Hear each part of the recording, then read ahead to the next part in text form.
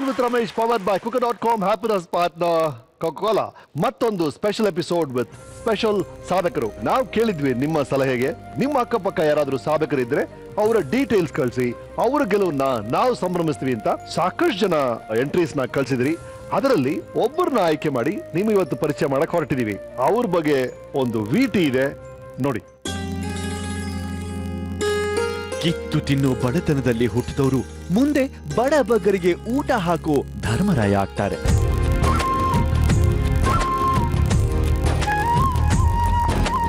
ತಾವು ಓದಿದ್ದು ಬರೀ 9ನೇ ಕ್ಲಾಸ್ ಆದ್ರೂ ಬಡ ಮಕ್ಕಳ ವಿದ್ಯಾಭ್ಯಾಸಕ್ಕೆ ಸ್ವತಃ ತಾವೇ ನಿಂತು ಒಂದು ಸ್ಕೂಲನ್ನೇ ಕಟ್ಟಿಸ್ತಾರೆ. ಚಿಕ್ಕ ವಯಸ್ಸಲ್ಲೇ ಅಮ್ಮನ ಕಳ್ಕೊಂಡು ತಾವು ಅನಾಥರಾದ್ರೂ ಎಷ್ಟೋ ಅನಾಥ ಮಕ್ಕಳಿಗೆ ಆಸರೆ ಆಗ್ತಾರೆ.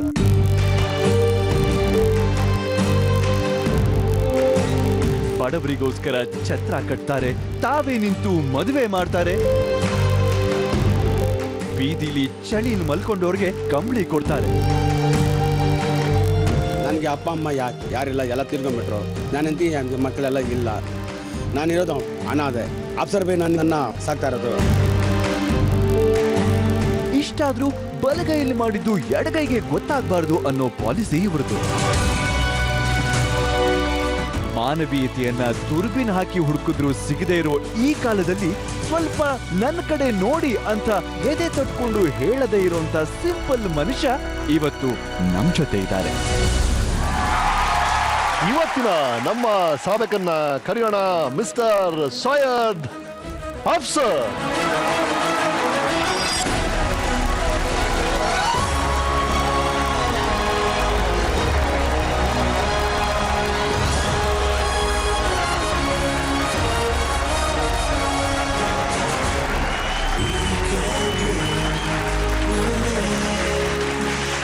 ಸೈಯದ್ ಅಫ್ಸರ್ ಅವರು ಕೋಲಾರ ಜಿಲ್ಲೆಯ ಬಂಗಾರಪೇಟೆ ಅವರು. ಸೈಯದ್ ಅಬ್ದುಲ್ ರಹೀಂ ಇವ್ರ ತಂದೆ, ಐರಾನೀಸಾ ಇವರ ತಾಯಿ.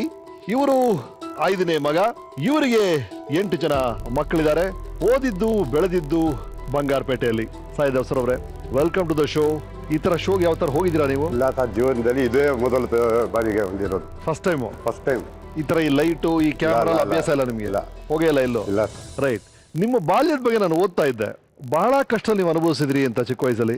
5 ವರ್ಷ ಬೇಕಾದ್ರೆ ತಾಯಿನ 5 ವರ್ಷದಿಂದ ತಾಯಿ ಕಳ್ಕೊಂಡ್ರು. ತಂದೆಗೆ ಏನು ಅಷ್ಟು ಆರೋಗ್ಯ ಏನು ಚೆನ್ನಾಗಿರ್ಲಿಲ್ಲ. ಆ ಕಾಲದಲ್ಲಿ ನಾವೇ ಎಲ್ಲ ಸಹ ಬಹಳ ಮನೆಗಳೆಲ್ಲ ಬಹಳ ಕಷ್ಟ. ಊಟಕ್ಕೆ ಬಟ್ಟೆಗೆ ಇರೋ ಮನೆಗೆ ಬಹಳ ಕಷ್ಟದ ಕಾಲ ಅದು. ಇವಾಗ ಇದರಿಂದ ಸುಮಾರು 55 ವರ್ಷ ಮುಂದೆ ಮಾತಿದ್ದು. ಏನ್ ವ್ಯಾಪಾರ ಮಾಡ್ತಿದ್ರು ನಿಮ್ ತಂದೆ? ನಮ್ಮ ತಂದೆ ಕುರಿಕಿಲ್ ಮಟನ್ ವ್ಯಾಪಾರ ಮಾಡ್ತಾರೆ. ಮಟನ್ ವ್ಯಾಪಾರ. ಓಕೆ. ಅವ್ರು ಸಹಾಯ ಮಾಡ್ಬೇಕು ಅಂತ ನೀವು ಅವ್ರ ಅಂಗಡಿ ಸೇರ್ಬೇಕು. ಮಧ್ಯದಲ್ಲಿ ಒಂದು ಹೋಟೆಲ್ ಶುರು ಮಾಡಿದ್ರಂತೆ. ಆಮೇಲೆ ಹೋಟೆಲ್ ಮಾಡಿ ಇವತ್ತು ಹೋಟೆಲ್ ನಡೀತಾ ಇದೆ. ರೈಟ್. ಹೋಟೆಲ್ ವ್ಯಾಪಾರ ಯಾವಾಗ ಶುರು ಆಯ್ತು ನಿಮ್ದು? 83ನಲ್ಲಿ ಶುರು ಮಾಡಿದೆ. ನಿಮ್ ಹೋಟೆಲ್ ತುಂಬಾ ಫೇಮಸ್ ಅಂತೆ. ಜನ ಹೇಳ್ತಾರೆ ಮುಬಾರಕ್ ಹೋಟೆಲ್ ಅಂತ. ರೈಟ್. ಬಹಳ ಟೇಸ್ಟಿ ಆಗಿರುತ್ತಂತೆ. ಹೈದರಾಬಾದ್ ಬೆಂಗಳೂರಿಂದೆಲ್ಲ ಪಾರ್ಸಲ್ ಕಳಿಸ್ತಾ ಇರ್ತೀರಂತೆ ಬಂಗಾರಪೇಟೆಯಿಂದ. ತಕೊಂಡು ಹೋಗ್ತಾರೆ. ಓಕೆ.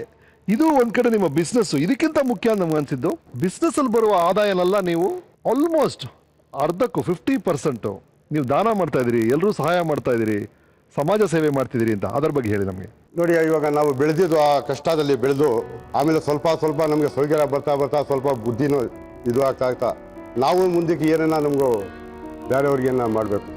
ಆವಾಗ ಚಿಕ್ಕ ವಯಸ್ಸಿಂದ ಒಂದು ಮನಸ್ಸಿನಲ್ಲಿ ಒಂದು ಇದು ಇತ್ತು. ನಾನು ಅಕಸ್ಮಾತ್ ಸ್ವಲ್ಪ ವ್ಯಾಪಾರ ಮಾಡಿ ನನ್ನ ಹತ್ರ ಏನಾದ್ರು ಹಣ ಸೇರಿದ್ರೆ ನನ್ನ ಕೈನಲ್ಲಿ ಆಗಿದ್ದು ಮಾತ್ರ ಬೇರೆಯವ್ರಿಗೆ ಕೊಡ್ಬೇಕು ಅಂತ ಅದು ಬರುತ್ತೆ. ನಮ್ ಕಷ್ಟ ಬರೀ ಊಟದೇ ಇರಲಿಲ್ಲ ಆ ಕಾಲದಲ್ಲಿ. ಮಳೆಗಾಲ ಬಂದ್ರೆ ನಮ್ದೆಲ್ಲ ಹೆಂಚಿನ ಮನೆ ಆದ್ರೆ ಕೂಡ ಮಳೆ ಸುಳ್ತಾ ಇರೋದು. ಅಲ್ಲಿ ಒಂದು ಪಾತ್ರೆ ಅಲ್ಲಿ ಒಂದು ಪಾತ್ರೆ ಮಾಡ್ಕೊಂಡು ಬಡಗೋದು. ಅದೇ ಕಪ್ಕೊಳ್ಳೋದಕ್ಕೆ ಒಂದು ಆ ಟೈಮ್ನಲ್ಲಿ 6 ರೂಪಾಯಿ ಒಂದು ಬೆಡ್ಶೀಟು. ಅದು ಕಾಲ್ಗೆ ಹಾಕೊಂಡ್ರೆ ತಲೆಗಿರೋದಿಲ್ಲ, ತಲೆಗೆ ಹಾಕೊಂಡ್ರೆ ಕಾಲಿಗಿರೋದು. ಚಿಕ್ಕ ವಯಸ್ಸಲ್ಲಿ ನೀವು ಯಾವ್ದೋ ಒಂದು ಮದುವೆಗೆ ಹೋಗಿದ್ರಂತೆ. ಚಿಕ್ಕ ವಯಸ್ಸಲ್ಲಿ ಒಂದು ಊಟ, ನಾವು ಮನೆಯಲ್ಲಿ ಊಟ ಇದ್ರೆ ಒಂದು ಟೈಮ್ನಲ್ಲಿ ನಮ್ಗೆ ಮನೆ ಊಟ ಇರೋದಿಲ್ಲ. ನಾವು ನನ್ನ ಜೀವನದಲ್ಲಿ ನಾನು ಒಬ್ಬನೇ ಅಲ್ಲ, ಒಂದು 20-25 ಹುಡುಗರು ಒಂದು ಮದುವೆ ಆಯ್ತು. ಮದುವೆಗೆ ಹೋಗಿ ಅಲ್ಲಿ ನಿಂತ್ಕೊಂಡಿದ್ದೆ, ಗೇಟ್ ಆಗಿದ್ದು. ಜಾಸ್ತಿ ಗಲಾಟ ಮಾಡ್ತಾ ಇದ್ವಿ. ಒಳಗೆ ಬಿಟ್ಟು ಕುಡಿಸ್ಬಿಟ್ರು. ಕುಡಿಸ್ಕೊಂಡು ನಾವೆಲ್ಲ ಕಾಸ್ಕೊಂಡಿದ್ವಿ, ಊಟ ಬರ್ತದೆ. ಕೋಲ್ ತಗೊಂಡು ಎಲ್ಲಾರು ಎರಿಸ್ಬಿಟ್ರು, ಹಾಕ್ಬಿಟ್ರು ಹೋಗಿ. ಆ ಸಂಭವ ಇವತ್ತು ಕೂಡ ನಾನು ಮರೆಯೋದಕ್ಕೆ ಆಗೋದಿಲ್ಲ. ಇಂಥ ಚಿಕ್ಕ ವಯಸ್ಸಿನಲ್ಲಿ ಆಗ ಅನುಭವಗಳೇ ಇವತ್ತು ನಾವು ಒಂದು ಈ ಕಾರ್ಯ ಮಾಡಿ ಇವತ್ತು ಇಲ್ಲಿ ಗಂಟ ತಂದಿದೆ ಅಂತ ನಮ್ಮ ಬಡತನನೇ ಇವತ್ತು ಅದಕ್ಕೊಂದು ಕಾರಣ ಆಯ್ತು. ಇವತ್ತು ನನಗೆ ಇಲ್ಲಿ ತಗೊಂಡು ಬಂದು ಕುಡಿಸಿರೋದು. ಆ ಬಡತನಾಗ ನಾನು ಇವಾಗ ಮೆಚ್ತೀನಿ. ಸೊ ರಂಜಾನ್ ಬಂದ್ರೆ 300-400 ಜನಕ್ಕೆ ನಿಮ್ಮ ಹೋಟ್ಲಿಂದ ಊಟ ಹೋಗುತ್ತೆ ಅಂತ ಕೇಳ್ಬಿಟ್ಟೆ. ನಿಮ್ಮ ಹೋಟೆಲ್ ಬಗ್ಗೆ, ನಿಮ್ಮಲ್ಲಿ ಹುಡುಗರು ಏನು ಕೆಲಸ ಮಾಡ್ತಿರೋ ಹುಡುಗರು ನಿಮ್ಮ ಬಗ್ಗೆ ಏನು ಹೇಳಿದ್ದಾರೆ ನೋಡಿ. ಫಸ್ಟ್ ಬಂದುವಾಗ ಪ್ಲೇಟ್ ತೊಳಿತಾ ಇದ್ವಿ, ಆಮೇಲೆ ಸಪ್ಲೈ ಮಾಡ್ತಾ ಇದ್ವಿ. ಈಗ ಕೇಶರಾಗಿ ಬಿಟ್ಟವ್ರೆ ನಮ್ಮ ಯಜಮಾನರು. ನಮ್ಮ ನೋಡಿಕೊಂಡು ಚೆನ್ನಾಗಿದ್ವಿ ನಾವೆಲ್ಲ. ಒಂದು 25 ವರ್ಷ ಮೇಲೆ ಆಯಿತು ಬಂದು. ಆವಾಗಿನಿಂದ ಕೆಲಸ ಮಾಡ್ತಾರೆ, ಎಲ್ಲ ಕೊಟ್ಟು ಸಹಾಯ ಮಾಡ್ತಾರೆ. ನಮ್ಮ ಯಜಮಾನ್ರಿಗಿನ ನಮ್ಮ ತಂದೆ ಅಂತ ಹೇಳ್ಬೋದು ಒಂದು ಲೆಕ್ಕದಲ್ಲಿ ನೋಡಿದ್ರೆ. ನನಗೆ ಅಲ್ಲ, ನಮ್ಮ ಹೋಟ್ಲಲ್ಲಿ ಕೆಲಸ ಮಾಡೋ ಎಲ್ರಿಗೂ ಒಂದೇ ಥರ ನೋಡೋದು. ಒಬ್ರು ಹಂಗೆ ಒಬ್ರು ಹಿಂಗೆ ಅಂತ ನೋಡಲ್ಲ. 93ರಲ್ಲಿ ನಮ್ಗೆ ಮದುವೆ ಆಗಿತ್ತು. ಯಜಮಾನ್ರೆ ಮದುವೆ ಮಾಡಿಸಿದ್ದು. ನಮಗಂತೂ ಇಲ್ಲ, ಯಾರು ಬಡವರು ಬರಲಿ ಇಲ್ಲ ಅಂತ ಹೇಳಲ್ಲ. ಅವ್ರ ಕೈಯಿಂದ ಆಗಿರೋ ಸಹಾಯ ಇವತ್ತು ಆಗಲಿ ನಾಳೆ ಆಗಲಿ ಮಾಡ್ತಾನೆ ಇರ್ತಾರೆ ಅವರು. ನಾಳೆ ಹಬ್ಬ ಅಂದರೆ ಮುಸ್ಲಿಮ್ಸ್ ಅವ್ರದ್ದಾಗಲಿ ಬಡವರು ಹಿಂದೂಗಳಾಗಲಿ ಯಾರ್ದನ ಆಗಲಿ ನುಚ್ಚಿ ಅಕ್ಕಿ ಬೇಳೆ ಎಣ್ಣೆ ತುಪ್ಪ ಎಲ್ಲ ಒಂದು ಕವರ್ಗೆ ಹಾಕಿ ಎತ್ಕೊಂಡು ಹೋಗಿ ರಾತ್ರಿ 12 ಗಂಟೆಗೆ ಯಾರು ಗೊತ್ತಿಲ್ಲದಾಗ ಅವ್ರ ಮನೆ ಬಾಗಿಲು ತಟ್ಟಿ ಕೊಟ್ಬಿಟ್ಟು ಬರ್ತಾರೆ ನಮ್ಮ ಯಜಮಾನ. ಸಂಜೆ ಹೊತ್ತು ಸಾಯಂಕಾಲ 5 ಗಂಟೆಗೆ ಆದಮೇಲೆ ಅದು ಏನಿದ್ರೂ ಸರಿ ಎಲ್ಲ ಬಡವ್ರಿಗೆ ಹಂಚ್ತಾರೆ. ಎತ್ಕೊಂಡೋಗಿ ಇಟ್ಕೊಂಡವಲ್ಲ ಇದೇನೂ ಇಲ್ಲ, ಎಲ್ರಿಗೂ ಪೊಟ್ನ ಕಟ್ಟಿ ದಿನ ಕೊಡ್ತಾರೆ. ಇಲ್ಲಿ ಕೆಲಸ ಮಾಡೋರು ಎಲ್ಲರೂ ಪರವಾಗಿ ನಮ್ಮ ಯಜಮಾನರು 100 ಆಯಸ್ಸು ಚೆನ್ನಾಗಿರಲಿ ಅಂತ ದೇವ್ರನ್ನ ಬೇಡ್ಕೊಂಡು ನಮಸ್ಕಾರ ಬಿಡುಗಡೆ ಮಾಡಿ. ನಿಮ್ಮ ಜೊತೆ ಕೆಲಸ ಮಾಡೋರೆಲ್ಲ ಮಕ್ಕಳ ಥರ ನೋಡ್ಕೊಳ್ತೀರಿ ಅಂತ ನಿಮ್ಮ ಹುಡುಗರು ಹೇಳ್ತಾ ಇದ್ದಾರೆ. ಮಕ್ಕಳಿಗಿಂತ ಸ್ನೇಹಿತರ ಥರ ಜಾಸ್ತಿ ನೋಡ್ಕೊಳ್ತೀನಿ. ಮಕ್ಕಳ ಥರ ನೋಡ್ಕೊಳ್ಳೋದು ಕೂಡ ಒಂದು ಚಿಕ್ಕ ಮಾತು. ಅವ್ರ ಹತ್ರ ಸ್ನೇಹಿತರ ಥರನೇ ನಾನು ಸುಮಾರು 20 ವರ್ಷದಿಂದ ಅವ್ರು ಕೂಡ ಹಂಗೆ ನಮ್ಮ ಹತ್ರ ನಡ್ಕೊಳ್ತಾ ಇದ್ದಾರೆ. ಅವ್ರ ಮದುವೆ ಅವ್ರ ಮನೆ ಸಂಭ್ರಮಗಳೆಲ್ಲ ನೀವೇ ನೋಡ್ಕೊಳ್ತೀರಿ ಅಂತ ಹೇಳ್ತಾ ಇದ್ರು ಒಬ್ರು. ಇವಾಗ ನಾವೆಲ್ಲ ಹೆಂಗಿದ್ದೀವಿ ಹೋಟೆಲ್ ಅವ್ರ ಕೆಲಸಗಾರ ಅಂತ ನಾವು ನೋಡೋದಿಲ್ಲ. ನಾವು ಅವರೆಲ್ಲ ಒಂದು ದೊಡ್ಡ ಸಂಸಾರ ಹಂಗೆ ಇರೋದು. ನಮ್ಮ ಕಷ್ಟ ಸುಖದಲ್ಲಿ ಅವರು, ಅವ್ರ ಕಷ್ಟ ಸುಖದಲ್ಲಿ ಅವರು. ಇಲ್ಲಿ ಮದುವೆ ಮಾಡಿದ್ದೀನಿ, ಅವ್ರ ಊರಾಗೆ ಏನೋ ಕಾರ್ಯಗಳಿಂದ ಅವ್ರ ಊರಿಗೆ ಹೋಗಿದ್ವಿ. ಒಂದೇ ಊರವರೇ ಅವ್ರು ಸುಮಾರು ನಮ್ಮ ಹತ್ರದಲ್ಲಿ 16 ಜನ ಇರೋದು ಒಂದೇ ಊರವರು. ಓಕೆ, ಅವರಲ್ಲಿ ಕೆಲವರು ನಮ್ಮ ಜೊತೆ ಇದ್ದಾರೆ, ಅವರನ್ನು ಸ್ವಾಗತಿಸಿ.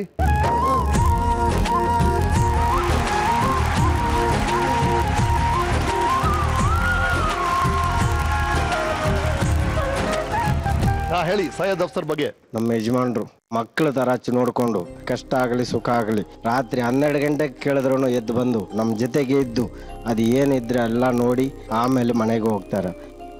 ಅವತ್ತೆಲ್ಲ 1000 ರೂಪಾಯಿ ವ್ಯಾಪಾರ ಮಾಡೋರು ನಮ್ಮ ಯಜಮಾನ್ರು. ಅದ್ರಾಗ ಬಡವ್ರಿಗೆ ಹಂಚ್ಬಿಟ್ಟು 1 ರೂಪಾಯಿ ಎತ್ಕೊಂಡು ಹೋಗಲ್ಲ ಮನೆಗೆ. ಅವಾಗಲ್ಲ ನಮ್ಗೆ ತಟ್ಟೆಗೆಲ್ಲ ಹಾಕ್ಕೊಟ್ಟು ಆಮೇಲೆ ಅವ್ರಿಗೆ ಮಿಕ್ಕಿದ್ರೆ ತಿನ್ನೋರು, ಇಲ್ಲ ಆದರೆ ಬ್ರೆಡ್ ತೊಗೊಂಡ್ಬಂದು ಬ್ರೆಡ್ ತಿನ್ಕೊಂಡು ಹೋಗೋರು. ನಾವು 16 ಜನ ಇದ್ವಿ. 16 ಜನ ಕೆಲಸ ಮಾಡಿದ್ದಾರೆ. ಅದ್ರಾಗ ಈ 3 ಇಲ್ಲ, ಮಿಕ್ಕಿದ್ದೆಲ್ರಿಗೂ ಮದುವೆ ಮಾಡಿದ್ದಾರೆ. ಎಲ್ಲರಿಗೂ ಮದುವೆ ಮಾಡಿ ಅವ್ರ ಮನೆಗೆ ಕಟ್ಟಿಕೊಟ್ಟು, ಅವ್ರಿಗೆ ಕಾಸಿಲ್ಲ ಅಂದರೆ ಮನೆಗೆ ಪಾತ್ರೆಗಳು ತಂದು ಕೊಟ್ಟು ನಮ್ಮ ಮಕ್ಕಳು ಅವ್ರ ಮನೆಗೆ ಹೆಂಗೆ ಮಾಡ್ಕೊತಾರೆ ಆ ಥರನೇ ಮಾಡ್ಕೊಂಬರ್ತಾರೆ ನಮ್ಮ ಯಜಮಾನ್ರು.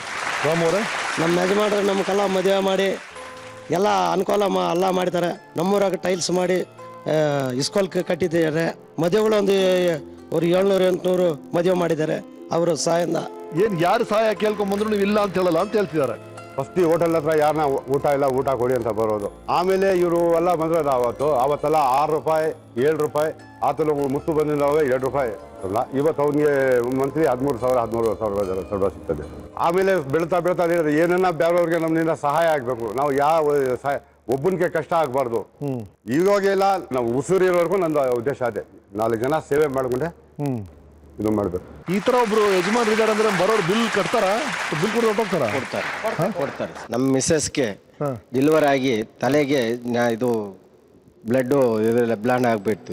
ಬೆಂಗಳೂರಲ್ಲಿ ತಗೊಂಬಂದು ನಿಮಾನ್ಸು ಸಂಜಾನ್ಸ್ ಎಲ್ಲ ನೋಡಿದ್ವಿ. ಕೊನೆಗೆ ಯಾರು ದುಡ್ಡು ಇಲ್ಲ, ಅಷ್ಟೊಂದು ಕಾಸು ಆಗಲ್ಲ ಅಂತ ಹೇಳೋರು. ನಮ್ಮ ಯಜಮಾನ್ರು ಎಷ್ಟಣ್ಣ ಆಗಲಿ ನೀನು ಎತ್ಕೊಂಡು ಹೋಗಿ ಅಡ್ಮಿಟ್ ಮಾಡಿ ಸಂಜಾನ್ಸ್ನ ಹಾಸ್ಪಿಟ್ಲಲ್ಲಿ, ಅದು ಎಷ್ಟಣ್ಣ ಆಗಲಿ ನಾನು ಕೊಡ್ತೀನಿ ಅಂತ ಅವತ್ತು ಖರ್ಚು ಮಾಡಿದರು. 40,000 ಆವಾಗ 93ರಲ್ಲಿ. ಇವಾಗಿದ್ರೆ ಎಷ್ಟು ಲಕ್ಷ ಆಗುತ್ತೋ ಗೊತ್ತಿಲ್ಲ. ನಮ್ಮ ಯಜಮಾನ್ರಿಂದ ನಮ್ಮ ಮಿಸ್ಸಸ್ ಉಳ್ಕೊಂಡವ್ರೆ. ಆ ದೇವರೇ ಅವ್ರಿಗೆ ಆಯ್ತು 100 ಕೊಟ್ಟು ನಮ್ಮ ಯಜಮಾನ್ರನ್ನ 100 ವರ್ಷ ಇಕ್ಕಿ ನಮ್ಮಂತರ ಬಡವರಿಗೆ ಇನ್ನೂ ಸಹಾಯ ಮಾಡ್ಬೇಕಂತ ನಮ್ಮ ದೇವ್ರನ್ನ ಬೇಡ. ಒಳ್ಳೆದಾಯ್ತು, ಬನ್ನಿ ಕೂತ್ಕೊಳ್ಳಿ, ಮಾತಾಡ್ತಾರಣ ಬನ್ನಿ.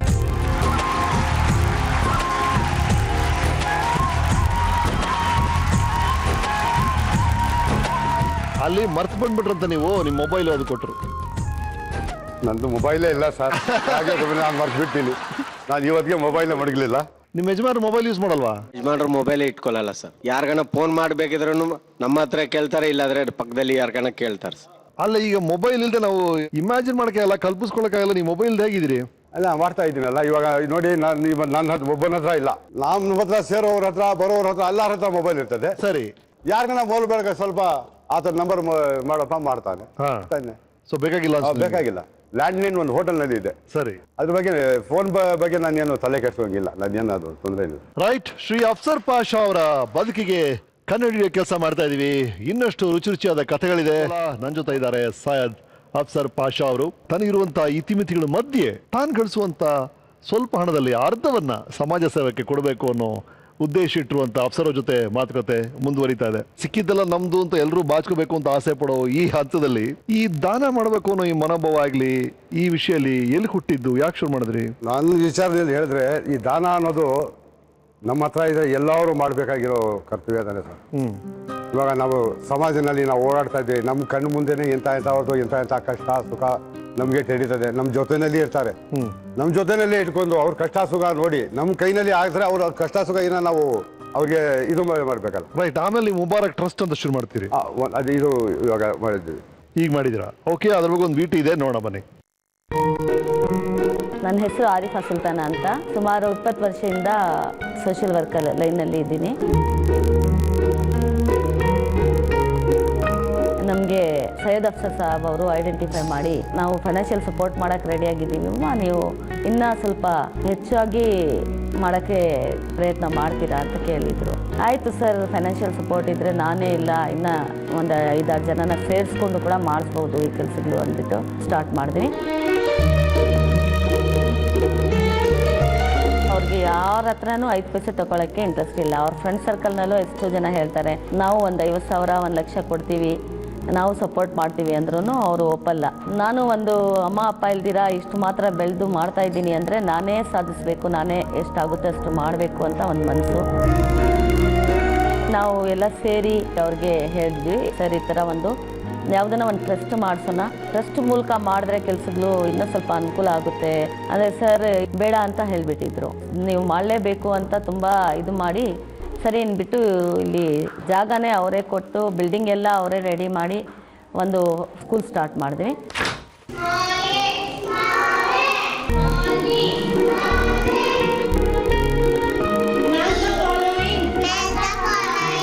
ಅದ್ರ ಜೊತೆಯಲ್ಲಿ ನಾವು ಛಾಯಿ ಅಂತ ಒಂದು ಅಸೋಸಿಯೇಷನ್ ಇದೆ, Catholic health association of India ಅಂತ. ಎಲ್ಲದಕ್ಕೂ ಫೈನಾನ್ಷಿಯಲ್ ಸಪೋರ್ಟ್ ನಮ್ಮ ಸರೇ ಮಾಡ್ತಾರೆ. ಅವ್ರು ಸಂಪಾದಿಸೋದ್ರಲ್ಲಿ ಎಲ್ಲ ಸುಮಾರಷ್ಟು ಖರ್ಚೆ ಮಾಡ್ತಾರೆ ಅವರು. ಇವಾಗಲೂ ಒಂದಷ್ಟು ಸ್ಟಾಕ್ ಇಟ್ಟಿರ್ತಾರೆ ನಮ್ಮ ಸರ್. ಯಾರನ್ನ ರೋಗಿ ಬಂತು ಅವ್ರಿಗೆ ಸಹಾಯ ಬೇಕು ತಕ್ಷಣ ಅಂದರೆ ನಾವು ಇಲ್ಲೇ ಇಟ್ಕೊಂಡು ಅವ್ರಿಗೆ ಎಲ್ಲ ನ್ಯೂಟ್ರಿಷನ್ ಕೊಡಿಸ್ತೀವಿ. ನೀವು ಬೇಕಂದರೆ ಎಷ್ಟೋ ಜನನ ಕೇಳ್ಬೋದು, ಬಂಗಾರಪೇಟೆನಲ್ಲಿಯೇ ಇಲ್ಲ ಸುತ್ತಮುತ್ತ ಇರೋರೆಲ್ಲ ಸೈಯದ್ ಅಫ್ಸರ್ ಅಂದಿದ ತಕ್ಷಣ ಅವ್ರು ಒಂದು ದೇವ್ರಮ್ಮ ಅಂತಾರೆ. ನಿನ್ನ ದೇವ್ರು ಅವ್ರಿಗೆ ಒಳ್ಳೆ ಆರೋಗ್ಯ ಐಶ್ವರ್ಯ ಎಲ್ಲ ಕೊಡಲಿ ಅಂತ ನಾನು ಹೇಳ್ಕೊಳ್ತೀನಿ ಅಷ್ಟೇ.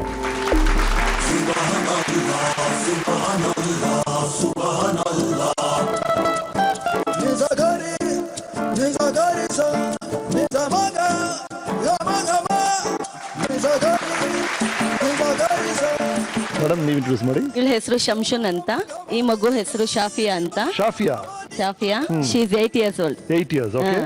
8 ವರ್ಷ, 4th standard ಓದ್ತಾ ಇದ್ದಾಳೆ. ಇವಳು ಬಂದು 3 years old.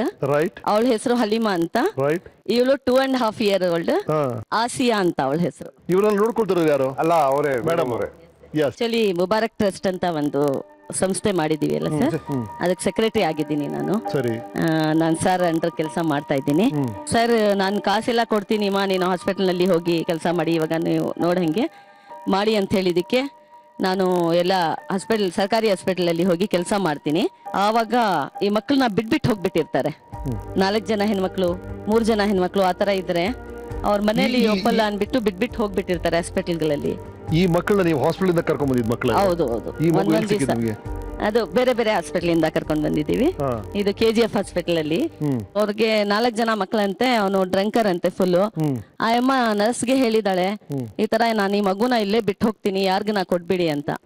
ನರ್ಸ್ ಹೇಳಿದಾರೆ, ಆ ತರ ನಮ್ಗೆ ಯಾರಿಗೂ ಕೊಡಕ್ ಬರಲ್ಲಮ್ಮ, ನಮ್ಗೆ ಡ್ಯೂಟಿ ಹೋಗುತ್ತೆ, ನೀವು ಏನಾದ್ರು ಮನೆ ಹತ್ರ ತಕೊಂಡ್ ಹೋಗಿ ಏನಾದ್ರು ಮಾಡ್ಕೊಳ್ಳಿ ಅಂದ್ರೆ ಹೋಗುವಾಗ ಅದು ಕಸದ ಬುಟ್ಟಿ ಇದೆಲ್ಲ ಅಲ್ಲೇ ಹಾಸ್ಪಿಟಲ್ ಹತ್ರ ಅಲ್ಲಿ ಇಟ್ಬಿಟ್ಟಿದ್ದಾಳೆ.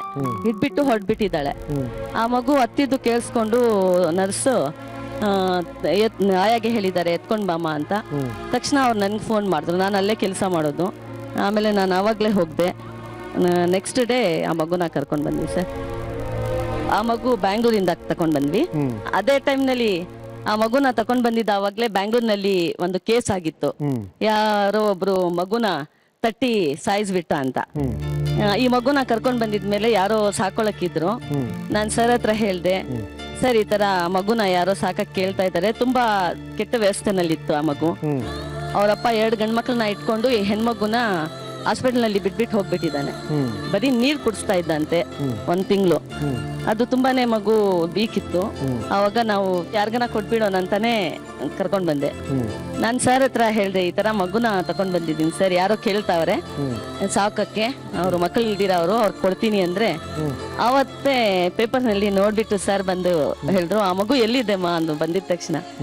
ಸರ್ ಇದೆ ನಮ್ಮನೇಲೆ ಇದೆ ಅಂದಿದ್ದಕ್ಕೆ, ಬೇಡಮ್ಮ ಯಾರಿಗೂ ಕೊಡ್ಬೇಡ ಆ ಮಗುನ, ನೀನೇ ಸಾಕು ಅಂತ ಹೇಳಿದ್ರು. ಸೊ ಅಂದ್ರೆ ಸ್ಕೂಲ್ ನಡೆಸ್ತಾರೆ, ಆ ಸ್ಕೂಲಲ್ಲಿರೋ ಟೀಚರ್ಸ್ಗೆ ಸ್ಯಾಲರಿ ಎಲ್ಲ ಸಾರೇ ಕೊಡ್ತಾರೆ ಸರ್. ಈ ತರ ಎಷ್ಟು ಜನ ಮಕ್ಕಳಿದ್ದಾರೆ ನಿಮ್ಮ ಹತ್ರ? ಈ ಮಕ್ಕಳು ಬಂದು ಇವರು 4 ಜನ ಇದ್ದಾರೆ. ಇನ್ನೊಂದು ದೊಡ್ಡ ಮಹಿಳೆ ಇದ್ದಾರೆ, ಅವ್ರಿಗೆ ಸ್ವಲ್ಪ ಮೆಂಟಲಿ ಅಷ್ಟು ಇದಿಲ್ಲ ಅಮ್ಮ. ಸೊ ಟ್ರಾವೆಲ್ ಮಾಡಕ್ಕೆಲ್ಲ ಆಗಲ್ಲ ಸರ್, ಅದಕ್ಕೆ ಕರ್ಕೊಂಡ್ ಬಂದಿಲ್ಲ. ಬಟ್ 12 years ಇಂದ ಅಮ್ಮ ನಮ್ಮ ಹತ್ರನೇ ಇದ್ದಾರೆ. ಬಟ್ಟೆ ಊಟ ಎಲ್ಲ ಅವರೇ ನೋಡ್ತಾರೆ. ನಾವು ಬರೀ ಸರ್ವಿಸ್ ಮಾಡ್ತಾ ಇದೀವಿ ಸರ್. ಮುಂದೆ ನಿಮ್ಮ ಯೋಜನೆಗಳೇನು ಅಫ್ಸರ್ ಅವರೇ? ಮುಂದಿನ ಯೋಜನೆ ಅಲ್ಲ ನಮ್ದು ಏನಿದ್ರೆ ಯೋಜನೆ ಸರ್ವಿಸ್ ಯೋಜನೆ.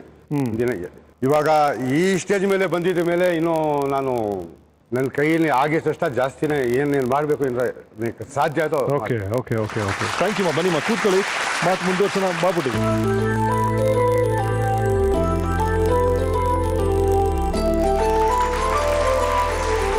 ನಿಮಗೆ ಬಹಳ ಇಷ್ಟವಾದಂತ ಒಂದು ವಸ್ತು ನಮ್ಮ ಹತ್ರ ಇದೆ, ನೋಡ್ತೀರಾ?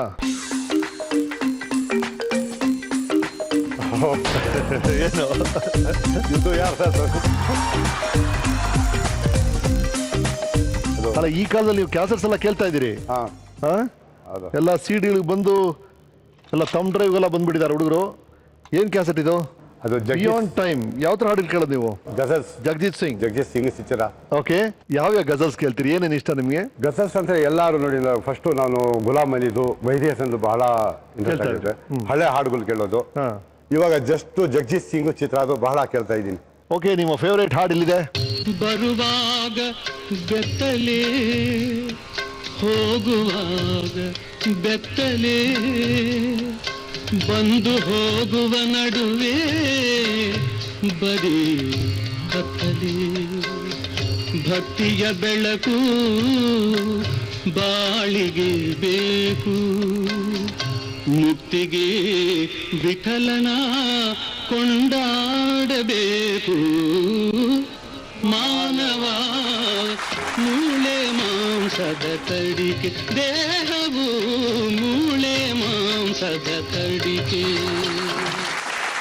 ಬರುವಾಗ ಬೆತ್ತಲೆ, ಹೋಗುವಾಗ ಬೆತ್ತಲೆ, ಮಧ್ಯೆ ಯಾಕೆ ಇಷ್ಟೊಂದು ಗಲಾಟೆ, ಇಷ್ಟೊಂದು ಹಣದಿಂದ ಯಾಕೆ ಇಷ್ಟು ಹೋಗ್ಬೇಕು? ನಿಮ್ಗೆ ಏನಿಸ್ತೆ ಹೇಳಿ? ಮನುಷ್ಯನಿಗೆ ಆಸೆ ಇರಬಹುದು ಸರ್, ದುರಾಸೆ ಬಂದ್ಬಿಟ್ರಲ್ಲ ಇಷ್ಟೇ ಆರೋದು.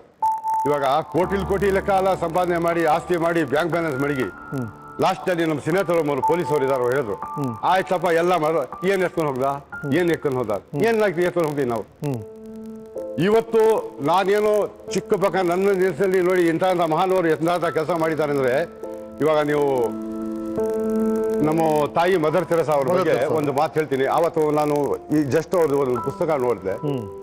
1949ನಲ್ಲಿ ಅವರು ಸಮಸ್ಯೆ ಮಾಡೋ ಬಹಳ ಒಂದು ಅವ್ರಿಗೆ ಕಷ್ಟ ಬಿದ್ದು, ಬಹಳ ಒಂದು ಜನ ಇದು ಕೂಡ ಸಿಗ್ಲಿಲ್ಲ, ಸಪೋರ್ಟ್ ಕೂಡ ಸಿಗ್ಲಿಲ್ಲ, ಹಣನೂ ಇರ್ಲಿಲ್ಲ, ಸಪೋರ್ಟ್ ಇಲ್ಲ.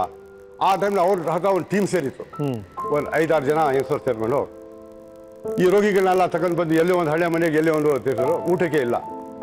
ಇವರು ಡಬ್ಬಗಳು ಎಸ್ಕೊಂಡು ಮನೆಗೆ ಹೋಗಿ, ನಿಮ್ಮ ಮನೆಯಲ್ಲಿ ಬೀಸಾಕೋ ಊಟ ಇದರಲ್ಲಿ ಹಾಕಿ ಸೇರಿಸ್ಕೊಂಡು ತಗೊಂಡು ಹೋಗಿಟ್ಟು ಅವ್ರಿಗೆಲ್ಲ ತಿನ್ಸಿದ್ದಾರೆ ಅಂದ್ರೆ, ಅವರೆಲ್ಲ ಮಾರಿರೋ ಕಾಡಿನೆಲ್ಲ ನಮ್ಮಂದ ಯಾವ ಇದು ಆವತ್ತಿನ ಪರಿಸ್ಥಿತಿ, ದುಡ್ಡಿಗೆ ಇದು ಅವ್ರಿಗೆ ಬೇರೆ ಬೇರೆ ಬೇರೆ ರೀತಿಯಲ್ಲಿ ಬಹಳ ತೊಂದರೆ ಕೊಟ್ಟರು.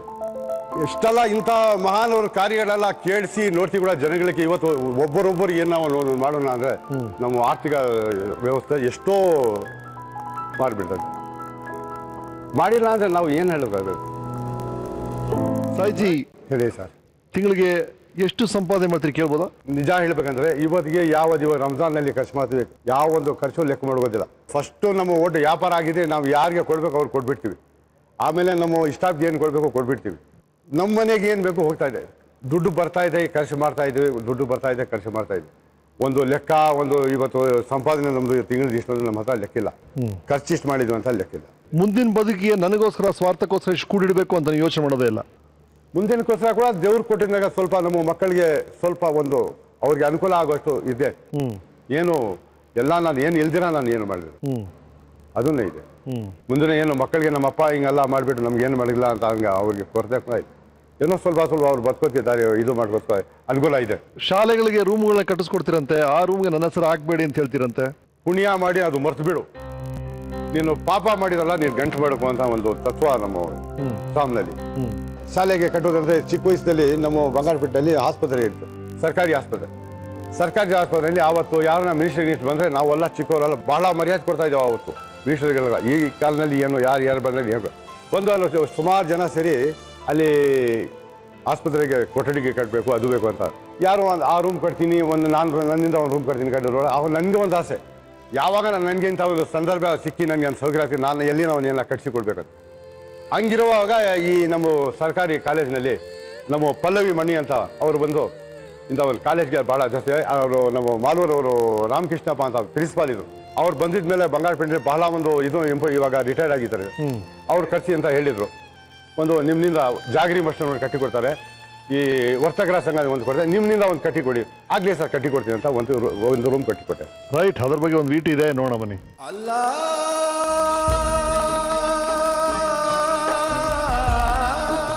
ನಿಸ್ವಾರ್ಥ ಒಬ್ಬ ಮನುಷ್ಯ ಅಂತ ನಾವು ಜೀವನದಲ್ಲಿ ಯಾವ ರೀತಿಯಾಗಿದ್ದ ವ್ಯಕ್ತಿನ ಕಂಡಲೇ ಇಲ್ಲ.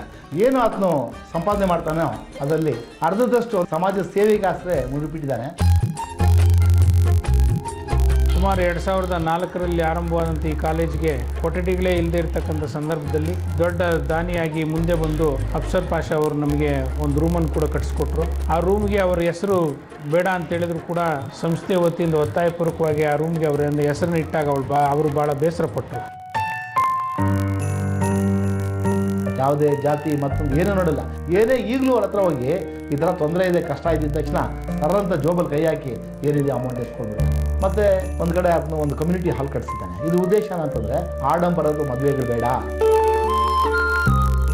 ಒಂದು 300-400 ರೂಪಾಯಿ 500 ರೂಪಾಯಿ ಅಷ್ಟೇ ಬಾಡಿಗೆ, ಅದನ್ನು ಕಡಿಮೆ ಬೆಲೆಗೆ ಕೊಡೋ ಜೊತೆಯಲ್ಲಿ ಎಷ್ಟೋ ಸಲ ಆತನೇ ಮುಂದೆ ನಿಂತ್ಕೊಂಡು ಯಾವುದೇ ಜಾತಿ ಯಾವುದೇ ಧರ್ಮದವ್ರದ್ದು ಇರಬೇಕು ಅವರಿಗೆ ಮದುವೆಗಳು ಮಾಡಿದ್ದಾನೆ.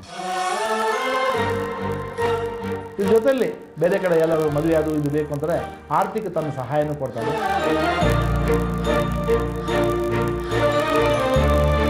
ಈ ಸಂದರ್ಭದಲ್ಲಿ ನನಗೆ ಮದರ್ ತೆರೇಸಾ ಅವರ ಒಂದು ಮಾತು ಜ್ಞಾಪಕ ಬರ್ತದೆ ಸೇವೆ ಬಗ್ಗೆ. ಸುದ್ದಿಗಾಗಿ ಸೇವೆ ಮಾಡಬೇಡ, ಸೇವೆ ಮಾಡಿ ಸುದ್ದಿ ಆಗಬೇಡ, ಸದ್ದಿಲ್ಲದೆ ಸೇವೆ ಮಾಡೋ ಅನ್ನೋದಕ್ಕೆ ನಿಜವಾದಂಥ ಅತ್ಯುತ್ತಮ ಉದಾಹರಣೆ ಅಂತ ಹೇಳಿದ್ರೆ ಅಫ್ಸರ್ ಪಾಷಾ ಅಂತಕ್ಕಂಥದ್ರಲ್ಲಿ 2ನೇ ಮಾತಿನ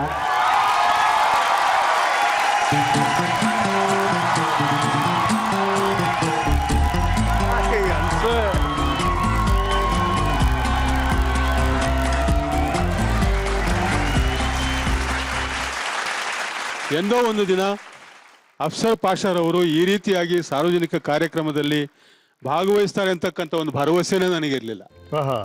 ಕಾರಣ ಏನು ಅಂತಂದ್ರೆ, ಆಗ ನಾನೊಂದು ದಿವಸ ಅಫ್ಸರ್ ಪಾಷಾರವನ್ನು ಭೇಟಿ ಮಾಡಬೇಕು ಅಂತ ಹೋದಾಗ ಅವರು ಅಫ್ಸರ್ ಪಾಷಾ ಅಂತಕ್ಕಂಥ ಒಬ್ಬ ವ್ಯಕ್ತಿ ಈ ರೀತಿ ಇರ್ತಾರ ಅಂತಕ್ಕಂಥ ಒಂದು ನನ್ನ ಒಂದು ಅನಿಸಿಕೆಗೆ ಭಿನ್ನವಾಗಿದ್ರು.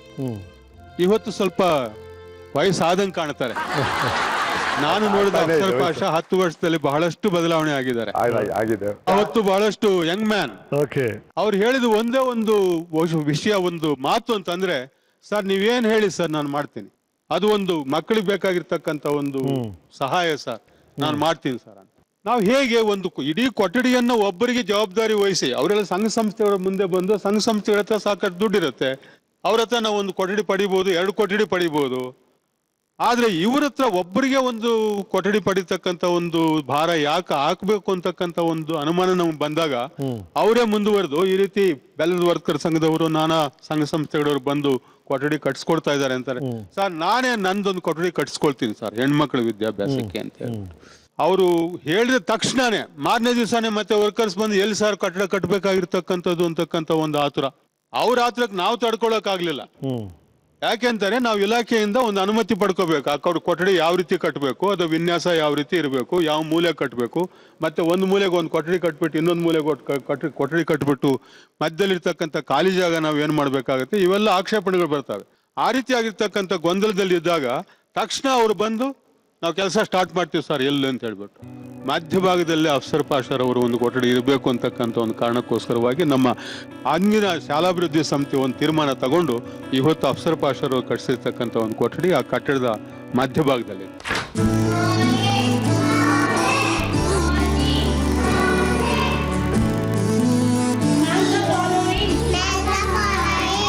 Very good. ಈಗ ನಮ್ಮ ರಾಮಕೃಷ್ಣಪ್ಪ ಪ್ರಿನ್ಸಿಪಾಲ್ ಹೇಳಿದ್ರು ಒಂದು ಕೊಠಡಿಗೆ ಅವರು ದಾನ ಮಾಡಿದ್ರು ಅಂತೇಳಿ. ತದನಂತರ ನನಗೂ ಗೊತ್ತಿಲ್ಲ, ಇತ್ತೀಚೆಗೆ ರಾಮಕೃಷ್ಣಪ್ಪ ಅವ್ರು ರಿಟೈರ್ಡ್ ಆದಮೇಲೆ ಒಂದು 3-4 ವರ್ಷದಿಂದ ಯಾವುದೋ ಒಂದು ಮಗು ಹೆಸರು ಗೊತ್ತಿಲ್ಲ, ಅವ್ರ ಹೋಟ್ಲಲ್ಲಿ ಕೇಳ್ತಂತೆ ಆ ಶಾಲೆಯಲ್ಲಿ ನನಗೊಂದು ಸೀಟ್ ಹಿಡಿಸ್ಕೊಡು ಅಂತ. ಇವ್ರಿಗೆಲ್ಲೋ ಒಂದು ನಮ್ಮ ಶಾಲೆ ಎಲ್ಲ ಒಂದು ರೂಮ್ ಕಟ್ಸ್ಕೊಟ್ಟಿದ್ವಲ್ಲ ಕೇಳೋಣ ಅಂತ ಬಂದಿದ್ದಾರೆ. ಪ್ರಿನ್ಸಿಪಾಲ್ ಚೇಂಜ್ ಆಗಿದೆ, ಅವ್ರಿಗೆ ಗೊತ್ತಿಲ್ಲ ಇವ್ರ ಬಗ್ಗೆ. ಸರ್ ಈ ಥರ ಇದೆ ಅಂದಾಗ, ಇಲ್ಲಪ್ಪ ನಿಮ್ಗೆ ಗೊತ್ತಲ್ಲ, ಭಾಳ ರಿಸ್ಕ್ ಇದೆ, ಸೀಟೇ ಇಲ್ಲ ಹಂಗೆ ಅಂತ. ಸರ್ ಏನೋ ಮಾಡಿ ಸರ್, ಪಾಪ ನಾನು ಫೀಸೆಲ್ಲ ಕಟ್ತೀನಿ ಅಂತಿಲ್ಲ, ಜಾಗ ಇಲ್ಲ ನೋಡಿ, ಇಲ್ಲೆಲ್ಲ ಮುಗ್ದ 2 ಕೊಠಡಿ ಬೇರೆ ಖಾಲಿ ಇದೆ, ಕಟ್ಟೋದ್ರ ಮೇಲೆ ಜಾಗ ಇದೆ ಕಟ್ಟೋದ್ರಿಂದ ಸರ್ ಆ 2 ಕೊಠಡಿ ನಾನು ಕಟ್ಕೊಡ್ತೀನಿ ಸರ್. ಹೆಚ್ಚು ಕಡಿಮೆ 9-10 ಲಕ್ಷ ಆಗತ್ತಪ್ಪ ಅಂತ. ಸರ್ ಈ ಮಗುಗೆ ಸೀಟ್ ಕೊಡಿ ಸರ್, ನಾನು ಕಟ್ಸ್ಕೊಡ್ತೀನಿ ಅಂತೇಳಿ. ಬಟ್ ಒಂದು ಕಂಡೀಷನ್ ಹಾಕಿದಾರೆ ಅಲ್ಲಿ ಇತ್ತೀಚೆಗೆ. ಇವ್ರು ಗಲಾಟೆ ಮಾಡಿ ಅಫ್ಸರ್ ಪಾಷಾ ಏನೋ ನೇಮಲ್ಲಿ ಸೆಂಟ್ರಲ್ ಬರೆಸಿದ್ರು. ಇವರು ನಮ್ಗೆ ಯಾರಿಗೂ ಗೊತ್ತಿಲ್ಲ, 2 ಕೊಠಡಿ ಕಟ್ಸ್ಕೊಡ್ತೀನಿ, ಒಂದು ಕಂಡೀಷನ್ ಸರ್, ಯಾವುದೇ ಕಾರಣಕ್ಕೆ ಅಲ್ಲಿ ಹೆಸರಾಗ್ದಂಗೆ ಈ 2 ಕೊಠಡಿ ನಂದು ಆಗಬಾರ್ದು. ಆ ರೀತಿ ಮಾಡಿರ್ತಕ್ಕಂಥದ್ದು. ಅದೊಂದೇ ಇಲ್ಲ, ಲಕ್ಷ್ಮಯ್ಯ ಅಂತ ಒಬ್ಬ ಸ್ನೇಹಿತರಿದ್ದ, ನಾನು ನೋಡಿದ್ದೀನಿ ಹತ್ರ ವ್ಯಾಪಾರ ಅದು ಮಾಡ್ಕೊಂಡ್ರು, ಮಲ್ಲಾಂಡಳ್ಳಿ ಅಂತ ಬಂಗಾರಪೇಟೆ ಹತ್ರ. ಇದ್ರ ಜೊತೆಲಿ ಟಿಫನ್ ಎಲ್ಲ ಮಾಡ್ಕೊಂಡು ಒಂದು 11 ಗಂಟೆಗೆ ಊರಿಗೆ ಹೋಗ್ತೀನಿ ಅಂತ ಹೇಳಿದಾಗ ಒಂದು 10-15 ನಿಮಿಷಕ್ಕೆ ವಿಷಯ ಗೊತ್ತಾಯ್ತು, ಅದು ಸತ್ತೋಗ್ಬಿಟ್ಟಿದ್ದಾನೆ ಅಂತೇಳಿ. ದಾರಿಯಲ್ಲೇ ಸತ್ತೋಗ್ಬಿಟ್ನಂತೆ. ಆದ್ನು ಈತನ ಹತ್ರ ಒಂದು 2 ಲಕ್ಷ ರೂಪಾಯಿ ಕೊಟ್ಟಿದ್ದಾನಂತೆ. ಅವ್ರ ಮನೇಲಿ ಯಾರಿಗೂ ಗೊತ್ತಿಲ್ಲ, ಇದನ್ನು ಯಾರಿಗೂ ಹೇಳಲಿಲ್ಲ ಅಷ್ಟೇ. ಅದಂತರ ಅವ್ರ ಮನೆಯವ್ರನ್ನೆಲ್ಲ ಕರೆದ್ಬಿಟ್ಟು, ನಿಮ್ಮ ತಂದೆ ನನ್ನ ಹತ್ರ 2 ಲಕ್ಷ ರೂಪಾಯಿ ಕೊಟ್ಟಿದ್ದಾರೆ, ನಿಮಗೆ ನಾನು ಯಾವಾಗ ಬೇಕೋ ವಾಪಸ್ ಕೊಡ್ತೀನಿ ಅಂತೇಳಿ ಹೇಳಿದ್ಮೇಲೆ ಒಂದು 2-3 ತಿಂಗಳಿಗೆ ಲಕ್ಷ್ಮಯ್ಯ ಮಗಳಿಗೆ, ಅಂದ್ರೆ ಯಾರು ಮೃತಪಟ್ಟಿದ್ದಾನೆ ಅವ್ರ ಮಗಳಿಗೆ ಮದುವೆ ಎಲ್ಲ ಸಿದ್ಧತೆ ಆಗಿದೆ. 2 ಲಕ್ಷ ಕೊಡ್ತಾರೋ ಇಲ್ವೋ, ಅದು ಕೊಟ್ಟರೆ ಸಾಕಪ್ಪ ಅಂತ ಕಾಯುವಾಗ ಇದನ್ನು ಮುಂದೆ ನಿಂತು 3 ಲಕ್ಷ ರೂಪಾಯಿಗಳನ್ನ ಅವ್ರಿಗೆ ಕೊಟ್ಟು ಮದುವೆ ಮಾಡಿಸಿದ್ದಾನೆ. ಇತ್ತೀಚೆಗೆ ಒಂದು 15-20 ದಿವಸ ಆಗಿದೆ. ಅವ್ 2ನೇ ಮಗನು ಅದೇನು ಕೇಳಲಿಲ್ಲ, ಅವನಿಗೇನು ಬೇಕೋ ವ್ಯವಸ್ಥೆ ಮಾಡಿ ಇದು ಮಾಡಿದ್ದಾರೆ. ಭಾಳಷ್ಟು ಇದೆ. ಇವರು ಹೋಟ್ಲಲ್ಲಿ ಯಾರೋ ಹರಿ ಅಂತ ಒಬ್ಬ ಸತ್ತೋಗ್ಬಿಟ್ಟಿದ್ದಾನೆ. ಸತ್ತು ಒಂದು 8-10 ವರ್ಷ ಆಗಿದೆ. ಪ್ರತಿ ತಿಂಗಳು ಅವ್ರ ಫ್ಯಾಮಿಲಿಗೆ 10,000 ರೂಪಾಯಿ ಕೊಡ್ತಾರೆ. ಕೆಲಸ ಮಾಡೋರಿಗೆ ಸರಿಯಾಗಿ ಕೊಡೋಲ್ಲ ಸಂಬಳ. ಸೊ ಆ ರೀತಿ ಆಗಿರ್ತಕ್ಕಂಥದ್ದು ಭಾಳನೇ ಕಷ್ಟ. ಇದನ್ನ ಹತ್ರ ಹೇಗೋ ನಾವು ನಮಗಂತೂ ಭಾಳ ಹೆಮ್ಮೆ. ಉಳ್ಳವರು ಶಿವಾಲಯ ಕಟ್ಟವರು, ಹಣ ಇರೋರು, ಅಂತಸ್ತಿರೋರು ಏನು ಬೇಕಾದ್ರು ಮಾಡ್ತಾರೆ. Person is not having anything ಅದು ಮಾಡ್ತಾರಲ್ಲ, ಅದು ಗ್ರೇಟು. ಅದು ಹೇಳೋ ಪಾಯಿಂಟ್ ಕರೆಕ್ಟ್. ಉಳ್ಳವರು ಮಾಡೋದು ಬೇರೆ, ಇರೋದನ್ನ ಅವ್ರಿಗಿರೋ ಇತಿಮತಿಯಲ್ಲಿ ಇವ್ರು ಮಾಡೋಂಥ ಕೆಲಸಗಳು ಭಾಳ. ಇನ್ನೊಂದು ಮಾತು ಹೇಳಕ್ಕೆ ಇಷ್ಟಪಡ್ತಾ ಇದ್ದೀನಿ, ಉದ್ದುದ್ದ ಭಾಷಣ ಮಾಡುವ ಬುದ್ಧಿವಂತನಿಗಿಂತ ದಾರಿಯಲ್ಲಿ ಬಿದ್ದ ಮುಳ್ಳನ್ನು ತೆಗೆದು ಹಾಕುವ ಮುಗ್ಧ ಶ್ರೇಷ್ಠ ಅಂತ. ಹಿಂದೆ ಅವ್ರಿಗೆ ಗೊತ್ತಾಗತ್ತೆ ಇವ್ರು ತೊಂದರೆ ಆಗತ್ತೆ ಅಂತೇಳಿ ಲೇಟ್ ಆದ್ರೂ ಪರವಾಗಿಲ್ಲ, ಮುಳ್ಳು ತೆಗೆದು ಬಗ್ಲಾಗ್ಬಿಡ. ಆ ರೀತಿ ಸೇವೆ ಸರ್ ಅವ್ರದ್ದು. Very good, very good. In fact ನಾವು ಅವ್ರನ್ನ ಕರ್ಸಿದ ಕಾರಣನಿದೆ. ಇವರು ಅವ್ರಿಗಿರೋ ಇತಿಮತಿ ಮಧ್ಯೆ ಬರೋ ಸಂಬಳದಲ್ಲಿ 50% ನಾ ದಾನ ಮಾಡೋದು, ಅದು ಯಾರು ಗೊತ್ತಾಗಬಾರ್ದು ಅಂತ ಅವ್ರ ಹೆಸರು ಎಲ್ಲೂ ಹೇಳ್ಕೊಳ್ತಾ ಇರೋದು. ಆ ಕಾರಣಕ್ಕಾಗಿ ನಾವು ಇವ್ರನ್ನ ಕರ್ಸಿದ್ವಿ. ಆಕ್ಚುಲಿ ಹೋಟ್ಲಲ್ಲಿ ಯಾರಾದ್ರೂ ಬಂದು ಬಹಳ ತೊಂದರೆ ಇದೆ, ನಿಮ್ ಹೋಟ್ಲಲ್ಲಿ ಕೆಲಸ ಕೊಡಿ ಅಂತ ಸುಮಾರು ಜನ ಕೇಳಿದ್ದಾರೆ. ಏನು ಓದಿದ್ಯಾ ಅಂದ್ರೆ ಈ ತರ ನಾವು SLC PUC ಅಂದ್ರೆ ಯಾವುದೇನೋ ಹೋಗಿ ಓದು ಅಂತೇಳಿ ಸುಮ್ಮನೆ ಜೋಬಲ್ಲಿ ಆವತ್ತಿಂದ ಏನು ಸಂಬಳ ಇರುತ್ತೆ, ಏನು ಸಂಪಾದನೆ ಇತ್ತು ಕೊಟ್ಬಿಟ್ಟು ಹೋಗು ಎಣ್ಸೋದು ಇಲ್ಲ. ಓದೋದಕ್ಕೆ ಅಷ್ಟೊಂದು ಎನ್ಕರೇಜ್ಮೆಂಟು.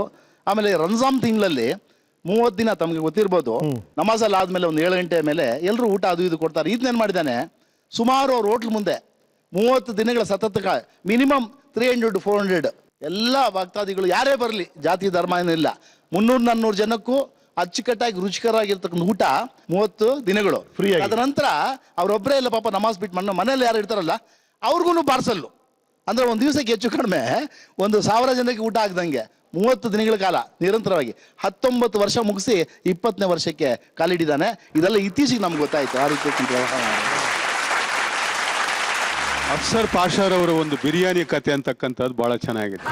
ನನ್ನ ಮತ್ತು ಬಿರಿಯಾನಿ ಸಂಬಂಧ ಬೆಳೆದಿದ್ದೆ ನಾನು ಬಂಗಾರಪೇಟೆಗೆ ಹೋದ್ಮೇಲೆ. ಓಕೆ, ನಾನು ಬಂಗಾರಪೇಟೆಗೆ ಹೋಗೋದಕ್ಕಿಂತ ಮುಂಚೆ ಅಫ್ಸರ್ ಪಾಷಾರ್ ಅವರ ಒಂದು ಸಂಪರ್ಕ ಪಡೆಯೋದಕ್ಕಿಂತ ಮುಂಚೆ ನಾನು ಬಿರಿಯಾನಿ ಪ್ರಿಯನಾಗಿರ್ಲಿಲ್ಲ, ಬರೀ ಮುದ್ದೆ ಪ್ರಿಯನಾಗಿ ಮಾತ್ರ ಇದ್ದೆ. ಒನ್ ಫೈನ್ ಡೇ ಯಾವುದೋ ಒಂದು ಶುಭಗಳಿಗೆಯಲ್ಲಿ ಒಂದು 5-6 ಬಿರಿಯಾನಿ ಪಾರ್ಸಲ್ ಬಂದ್ಬಿಟ್ರು ಆಫೀಸ್ಗೆ. ಏನಿದು ಯಾರ್ದಿದು ಅಂತಂದ್ರೆ ಸರ್ ಯಾರೋ ತಂದ್ಕೊಟ್ಟೋದ್ರು ಸರ್, ಯಾರೋ ತಂದ್ಕೊಟ್ಟೋದ್ರು ಅಂತಕ್ಕಂಥ ಮಾತು ನಮ್ಗೆ ಅಟೆಂಡರಿಂದ ಬರ್ತಿತ್ತೇವೆ ವಿನಃ ಇಂಥವ್ರು ತಂದ್ಕೊಟ್ಟಿದ್ದಾರೆ ಅಂತಕ್ಕಂಥ ವಿಷಯ ಮಾತ್ರ ಗೊತ್ತಾಗ್ತಿರ್ಲಿಲ್ಲ. ಆ ವೇಳೆಗೆ ಆಗ್ಲೇ ಅಫ್ಸರ್ ಪಾಷಾರವರ ಹೋಟೆಲ್ ಬಿರಿಯಾನಿ ಪರಿಚಯ ಇದ್ದವರು ಅದನ್ನ ಟೇಸ್ಟ್ ನೋಡಿ, ಓ ಇದು ಅಫ್ಸರ್ ಪಾಷಾ ಹೋಟೆಲ್ ಬಿರಿಯಾನಿ. ನಾನು ಹೋಟೆಲ್ ಹತ್ರ ಹೋದ್ರೆ ಹೋಟೆಲ್ ಹತ್ರ ಸಿಗೋದಿಲ್ಲ. ಸರಿ ಕರ್ಕೊಂಡ್ ಬನ್ರಿ ಹೋಗ್ಲಿ ಮಾತಾಡೋಣ ಅಂತಾರೆ, ಮತ್ತೆ ಸಿಗೋದಿಲ್ಲ. ಮತ್ತೆ ವಾರಕ್ಕೊಂದ್ಸಲ ಈ ರೀತಿ 5-6 ಬಿರಿಯಾನಿ ಪ್ಯಾಕೆಟ್ ಬರ್ತಾ ಇರ್ತವೆ ನಾವು ತಿಂತಾ ಇರ್ತೀವಿ. ಆ 5 ವರ್ಷಗಳ ಕಾಲ ನಮಗೆ ಆ ರೀತಿಯಾಗಿರ್ತಕ್ಕಂಥ ಒಂದು ಆತಿಥ್ಯವನ್ನು ನೀಡಿ ಅವರ ಔದಾರ್ಯವನ್ನು ತೋರಿ ಆ ಒಂದು ಸಂಸ್ಥೆಗೆ ಬಹಳಷ್ಟು ಅಭೂತಪೂರ್ವವಾಗಿರ್ತಕ್ಕಂಥ ಒಂದು ಪ್ರತಿಯೊಬ್ಬರಿಗೂ ಸ್ಫೂರ್ತಿ ನೀಡ್ತಕ್ಕಂಥ ಒಂದು ಸೇವೆಯನ್ನ ಮಾಡಿದ್ದಾರೆ. Very good very good. ಬಹಳ ಹಿಡಿಸಿದಂತಂದ್ರೆ ಅವರು ಯಾರು ಮಾಡದಿರ್ತಕ್ಕಂಥ ಕೆಲಸ ತದನಂತರ ಗೊತ್ತಾಯ್ತು, ರಾತ್ರಿ ಹೊತ್ತಲ್ಲಿ 12 ಗಂಟೆ 1 ಗಂಟೆ ಯಾರಿಗೂ ಗೊತ್ತಿಲ್ದಿರ ಯಾವುದೋ ಒಂದು ಆಟೋ ಅಲ್ಲೋ 2 ವೀಲರ್ಸ್ ಅಲ್ಲೋ ನೀವು ನೋಡ್ಲಿಕ್ಕೆ ಆಶ್ಚರ್ಯ ಆಗುತ್ತೆ.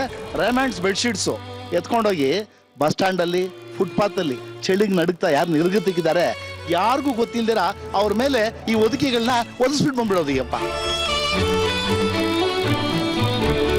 ಈ ರೀತಿಯಾಗಿ ಒಂದು ಕೆಲಸ ಸದ್ದಿಲ್ದೆ ಸೇವೆ ಮಾಡಬೇಕು ಅಂತ ನೀವು ಹೇಳಿದ್ದು ವೇದಾಂತ ಎಲ್ಲ ಕಡೆ ಹರಡ್ತಾ ಇದೆ. ನಿಮ್ಮ ಕೆಲಸಕ್ಕೆ ನಾವು ಜೊತೆಗಿರ್ತೀವಿ ಅಂತ ಯಾರೋ ಕೊಟ್ಬಿಟ್ಟೋಗಿದ್ದಾರೆ, ಹೆಸರು ಹೇಳಿಲ್ಲ. ನಿಮ್ಮ ಕೆಲಸಗಳಿಗೆ ಸೇರ್ಲಿ, ಇನ್ನಷ್ಟು ಸೇರುತ್ತೆ. ಇದು ಬರೀ ಸಾಂಕೇತಿಕವಾಗಿ ಇಲ್ಲಿ ಕೊಟ್ಟಿದ್ದೀವಿ ಅಷ್ಟೇ. ಇದು ಕೊಟ್ಬಿಡಿ ಆಮೇಲೆ ಅವ್ರಿಗೆ.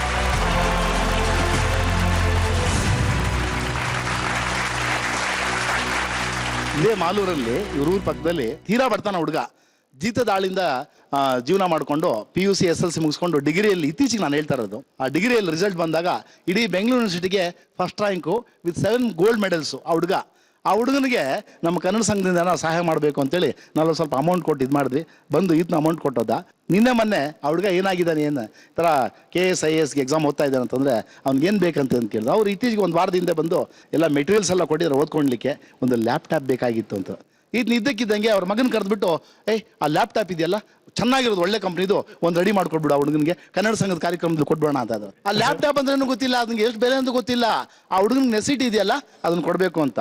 ಸೊ ಅದಕ್ಕೆ ಇನ್ನೊಂದು ಹೇಳ್ತಾರೆ, ದಿನಕ್ಕೆ 3 ಬಾರಿ ದೇವರನ್ನು ಪೂಜೆ ಮಾಡುವ ಪೂಜಾರಿಗಿಂತ 3 ತಾಸು ರೋಗಿ ಆರೈಕೆ ಮಾಡುವ ನರ್ಸು ಲೇಸಂತೆ. ಆ ರೀತಿಯಾಗಿರ್ತಕ್ಕ ಅದೇ ವಿಷಯಕ್ಕೆ ಮದರ್ ತೆರೇಸಾ ಮಟ್ಟಕ್ಕೆ ಹೋಗಿರೋದು. ಆ ಸೇವೆಯನ್ನು ನಾನು ಅವರಲ್ಲಿ ಗುರುತಿಸ್ತಾ ಇದ್ದೀನಿ sir. Very good very good. Thank you. ಕೂತ್ಕೊಳ್ಳಿ, ಬಹಳ ಚೆನ್ನಾಗಿ ಮಾತಾಡ್ತಿದ್ರಿ. ಇನ್ನಷ್ಟು ವಿಷಯಗಳು ನೀವು ಹಂಚ್ಕೋಬೇಕು. ಕೂತ್ಕೊಳ್ಳಿ ಸರ್.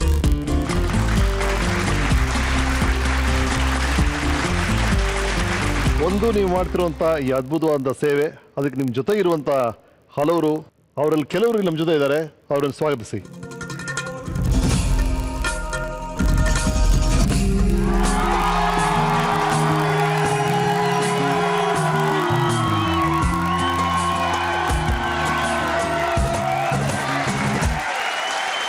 ಅಪ್ಸರವ್ರು ನೀವೇ ಪರಿಚಯ ಮಾಡಿ, ಇವ್ರು ಯಾರು ಅಂತ. ನಮ್ಮ ಎರಡನೇ ಮಗ, ಅವನೊಂದು 3ನೇ ಮಗ, 4ನೇ ಮಗ ಇವನು. ಇಬ್ಬರು ಬರ್ಲಿಲ್ಲ, ಇನ್ನು ಕಡೆ 8ನೇ ಮಗ. ನಿಮ್ಮ ಫಾದರ್ದು ಈ ತರ ಆಕ್ಟಿವಿಟೀಸ್ ಎಲ್ಲ ನಿಮ್ಗೆ ಹೇಗೆ ಸ್ಪಂದಿಸ್ತಾ ಇದೀರಿ ನೀವೆಲ್ಲ? ಏನ್ ಅನ್ಸ್ತದೆ ನಿಮಗೆ? ಫಸ್ಟ್ ಆಫ್ ಆಲ್ ನಾನು ಅಪ್ಪನ ಥ್ಯಾಂಕ್ ಮಾಡ್ತೀನಿ. ಅವ್ರದ್ದು ಒಳ್ಳೆ ಲೈಫ್ ಕೊಡ್ತಾ ಇದ್ದಾರೆ ನಮಗೆ. ಮತ್ತು ಇವರೆಲ್ಲ ಸೋಷಿಯಲ್ ಆ್ಯಕ್ಟಿವಿಟೀಸ್ ಏನು ಮಾಡ್ತಾ ಇದ್ದಾರೆ ಭಾಳ ಇಷ್ಟ ಆಗುತ್ತೆ ನಮಗೂ ಆ ಥರ ಮಾಡ್ಬೇಕಂತ. ನಾವು ನಮ್ಮಪ್ಪನ ಪ್ರಾಮಿಸ್ ಮಾಡ್ತೀವಿ, ನಮ್ಗೆ ಎಷ್ಟಾದ್ರೇನು ನಾವು ಅಷ್ಟು ಮಾಡ್ತೀವಿ. Next service. Very good. ಏನು ಮಾಡ್ತೀರಾ? ನಮ್ಮಪ್ಪ ಏನೇನು ಮಾಡಿದಾರೆ ಅದನ್ನ ಕ್ಯಾರಿ ಆನ್ ಮಾಡ್ತೀವಿ. ಅವ್ರು ಎಷ್ಟು ಮಾಡಿದಾರೆ ಅಷ್ಟ್ ಬಗ್ಗೆ ನಾವು ಥಿಂಕ್ ಮಾಡೋಕ್ಕೂ ಆಗಲ್ಲ, ಬಟ್ ನಮ್ಗೆ ಎಷ್ಟಾಗತ್ತೆ ಆ ಲೆವೆಲ್ ಆಗು ನಾವು ಮಾಡ್ತೀವಿ. ಅಷ್ಟು ಸರ್ವಿಸ್ ನೀವು ಮಾಡ್ತೀರಿ. ಸೊ ನಿಮ್ಮ ಫಾದರ್ ಗಳಿಸುವಂತ ಸಂಭಾವನೆ ಆಗ್ಲಿ ವಾಟ್ ಎವರ್ ಬೇರೆಯವರು ಕೊಡ್ತಾ ಇದ್ದಾರೆ ಫ್ಯಾಮಿಲಿಗಿಂತ, ಇದರ ಬಗ್ಗೆ ನಿಮ್ಮ ಅನಿಸಿಕೆ ಏನು? We feel good about him, what he does. Okay. We never argue with him what he is doing. Okay. We are happy what he is doing. ಆಮೇಲೆ ಅವರು ಆಚೆ ಕಡೆ ಏನು ಸೋಷಿಯಲ್ ವರ್ಕ್ ಮಾಡ್ತಾರೋ ನಮ್ಗೇನು ಅದರಿಂದ ಜಾಸ್ತಿಯಾಗಿ ನೋಡ್ಕೊಳ್ತಾ ಇದ್ದಾರೆ. ಹೌದಾ? ನಮಗೆ ಸ್ವಲ್ಪ ಹೊತ್ತು ಕೂಡ ತೊಂದರೆ ಕೊಡೋದಿಲ್ಲ. Thank you. ಬನ್ನಿ ಕೂತ್ಕೊಳ್ಳಿ.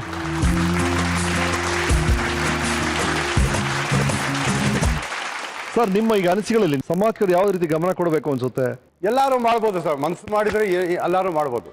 ಇವತ್ತು ನಾನು ಒಂದು ಸಾಧಾರಣವಾಗಿ ಫ್ಯಾಮಿಲಿನ ಹುಟ್ಟಿ ಸಾಧಾರಣವಾಗಿ ಏನೋ ಚಿಕ್ಕ ಭಾಗ ಕಾರ್ಯ ಮಾಡಿ ಇವತ್ತು ನಿಮ್ದು ಇಷ್ಟೊಂದು ದೊಡ್ಡ ಕಾರ್ಯಕ್ರಮದಲ್ಲಿ ಇವತ್ತು ಇಲ್ಲಿ ಭಾಗವಹಿಸ್ತೀನಿ ಅಂದರೆ ಅದು ನನ್ನ ಅದೃಷ್ಟ. ಅದು ಒಂದು ನಾನು ಮಾಡಿರೋ ಕಾರ್ಯಗಳು ತಾನೇ ಕಟ್ಟದು. ಸಮಾಜದಲ್ಲಿ ಮಾಡಿದವ್ರಿಗೆಲ್ಲ ಇಂಥದ್ದು ಮರ್ಯಾದೆ ಸಿಗುತ್ತಲ್ಲ, ಮಾಡ್ಬೋದಲ್ಲ, ಮನಸ್ಸಿಗೆ ನಿಬಂಧಿ ಕೂಡ ಸಿಗುತ್ತಲ್ಲ, ಪುಣ್ಯ ಕೂಡ ಸಿಗುತ್ತೆ, ಅವ್ರ ಮಕ್ಕಳಿಗೆ ಆಶೀರ್ವಾದ ಕೂಡ ಸಿಗುತ್ತೆ. ಅವ್ರಿಗೆ ಒಂದು ಗೌರವ ಕೂಡ ಸಿಗುತ್ತೆ. ಯಾರಿಗೆ ಸಿಗ್ತದೆ ಇಂಥ ಗೌರವ? ಇಷ್ಟು ದೊಡ್ಡ ಅದು ಮುಂದೆ ಇನ್ನು ಇಂಥ ಒಂದು ಕಾರ್ಯಕ್ರಮದಲ್ಲಿ ಬರೋದು. Thank you. ಸೊ ಎಲ್ಲದಕ್ಕಿಂತ ಮುಖ್ಯವಾಗಿ ಸಿಗ್ತಿರುವಂತ ಆತ್ಮ ತೃಪ್ತಿ ನಿಮ್ಗೆ ಖುಷಿ ಕೊಡ್ತಾ ಇದೆ. ಎಲ್ಲದಕ್ಕಿಂತ ಬೇರೆಯವ್ರಿಗೆ ಸಹಾಯ ಮಾಡಿ, ಬೇರೆಯವ್ರು ಸಹಾಯ ಮಾಡಿದ್ರೆ ನಿಮ್ಗೆ ಸಿಗುವಂತ ಆತ್ಮ ತೃಪ್ತಿ ಅದು ಮುಖ್ಯ ಅಂತ ಹೇಳ್ತಿದ್ದೀರಾ. ಮುಖ್ಯನೋ ನಮ್ಮ ಕರ್ತವ್ಯ ಕೂಡ ಕರ್ತವ್ಯ ಕೂಡ ಪ್ರತಿಯೊಬ್ಬರು ಮನುಷ್ಯರದು ಕರ್ತವ್ಯ. ಅದು ನನ್ನ ಒಬ್ಬಂದೇ ಅಲ್ಲ, ನಿಮ್ದು ಕರ್ತವ್ಯನೇ, ಇಲ್ಲಿ ಇರೋರ್ದು ಕರ್ತವ್ಯನೇ. ಇನ್ನೊಬ್ಬರು ಸೇವೆ ಮಾಡಬೇಕು. ಬಹಳ ಅದ್ಭುತವಾಗಿ ಮಾತು ಹೇಳಿದ್ದಾರೆ ಅವರು. ಇನ್ನೊಬ್ರಿಗೆ ಸೇವೆ ಮಾಡೋದು ನಮ್ಮೆಲ್ಲರ ಕರ್ತವ್ಯ ಅಂತ ಹೇಳಿದ್ದಾರೆ. ನಂದು ಕರ್ತವ್ಯ ಅಂತ ಹೇಳಿದ್ದಾರೆ, ನಿಮ್ದು ಕರ್ತವ್ಯ ಅಂತ ಹೇಳಿದ್ದಾರೆ. ಸೊ ಗಮನದಲ್ಲಿ ಇಟ್ಕೊಳ್ಳಿ. Thank you so much Pasha ಅವರೇ, thank you so much. Unibic ಪರವಾಗಿ ಈ ಬಿಕ್ಲಿಶಿಯಸ್ ಹ್ಯಾಂಪರ್ ತಮಗಾಗಿ, ಟೀಮ್ ವೀಕೆಂಡ್ ವಿತ್ ರಮೇಶ್ ಪರವಾಗಿ ನಮ್ಮ ಹುಡುಗರು, ಕ್ವಿಕ್ ಹೀಲ್ ಟೆಕ್ನಾಲಜೀಸ್ ಇಂದ ನಿಮಗೆ ಅಂತ ಗಿಫ್ಟ್ ಹ್ಯಾಂಪರ್, ನಿಮ್ಮ PC, ಮೊಬೈಲ್, ಲ್ಯಾಪ್ಟಾಪ್ ಅನ್ನ ಸುರಕ್ಷಿತವಾಗಿಡಕ್ಕೆ ಕ್ವಿಕ್ ಹೀಲ್ ಯೂಸ್ ಮಾಡಿ. ಸರ್, ನೀವು ಬಹಳ ಅಪರೂಪ ಈ ಥರ ವೇದಿಕೆ ಮೇಲೆ ಕಾಣಿಸ್ಕೊಳ್ಳೋದು ಅಂತ ನಿಮ್ಮ ಪ್ರಿನ್ಸಿಪಲ್ ಅವರೆಲ್ಲ ಹೇಳಿದ್ದಾರೆ. ನಮ್ಮ ಕಾರ್ಯಕ್ರಮ ಬಂದಿದ್ದೀರಿ, ಏನು ಅನಿಸ್ತು ನಿಮ್ಗೆ ಕೊನೆಗೆ ಈ ಕಾರ್ಯಕ್ರಮದ ಬಗ್ಗೆ? ಸರ್, ಈ ಕಾರ್ಯಕ್ರಮಕ್ಕೆ ಬರೋ ಬಗ್ಗೆ ಹೇಳಿದ್ರಲ್ಲ, ಬೇಸ್ತರ ನನಗೆ ಇದು ಶುರುವಾಗಿದ್ದು. ಬೇಸ್ತರ ಶುಕ್ರವಾರ ಶನಿವಾರ 4 ದಿವಸ ನನಗೆ ನಿದ್ದೆನೇ ಇಲ್ಲ. ನಾನೇನು ಇಷ್ಟೊಂದು ದೊಡ್ಡ ಕಾರ್ಯಕ್ರಮಕ್ಕೆ ನಾನು ಹೆಂಗೆ ಹೋಗೋದು, ಹೆಂಗೆ ಅವ್ರಿಗೆ ಫೇಸ್ ಮಾಡೋದು? 4 ದಿವಸಗಳ ನಾನು ದೇವ್ರ ಹತ್ರನೇ ಬೆಳೆಸ್ಕೊಳ್ತಾರೆ. ನೀನೇ ಧೈರ್ಯ ಕೊಡಬೇಕು. ಆ ದೇವ್ರು ಕೊಟ್ಟಿದ್ದ ಧೈರ್ಯನ ಇವಾಗ ನಿಮಗೆ ಹತ್ರ ಒಂದೊಂದು ಫೇಸ್ ಮಾಡಿರೋದು.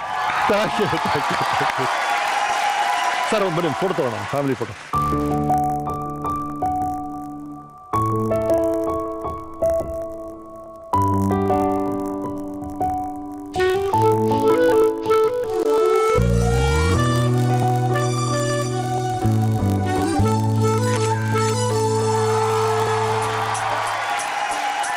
ಸದ್ದಿಲ್ಲದೆ ಸೇವೆಯಲ್ಲಿ ತೊಡಗಿಸ್ಕೊಂಡಿರುವಂತಹ ಸೈಯದ್ ಅಫ್ಸರ್ ಪಾಷಾ ಅವರ ಫ್ಯಾಮಿಲಿ ಫೋಟೋ ಇಲ್ಲಿದೆ. ಆಸ್ ಯೂಶುವಲ್ ನಮ್ಮ ಬ್ರೂ ವಾಲ್ ಆಫ್ ಫೇಮ್ಗೆ ಸೇರುತ್ತೆ ಈ ನೆನಪಿನ ಮಾಲೆ.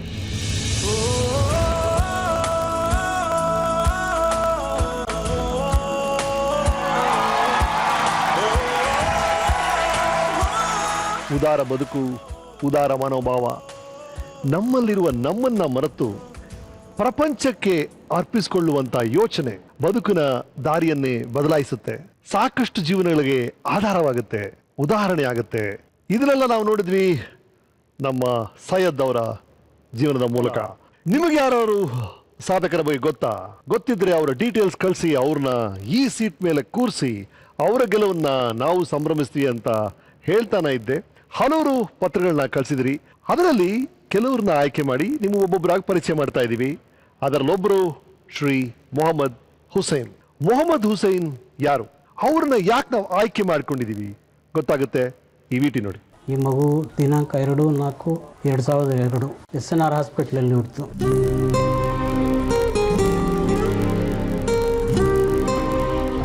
ಈ ಮಗು ಬೈ ಬರ್ತ್ 2 ಕೈ 1 ಕಾಲಿಲ್ಲ. ನಾನು ನೋಡಿಲ್ಲ, 2-3 ದಿವಸ ನೋಡಿಲ್ಲ. ನಮ್ಮ ಯಜಮಾನ್ರೇ ನೋಡಿದ್ದು. 3ನೇ ದಿವಸ ನೋಡಿದ ಮೇಲೆ ತುಂಬ ಬೇಜಾರಾಯಿತು. ಒಂದು 2-3 ತಿಂಗಳಂತೂ ನನಗೆ ನಿದ್ರೆನೇ ಬಂದಿಲ್ಲ.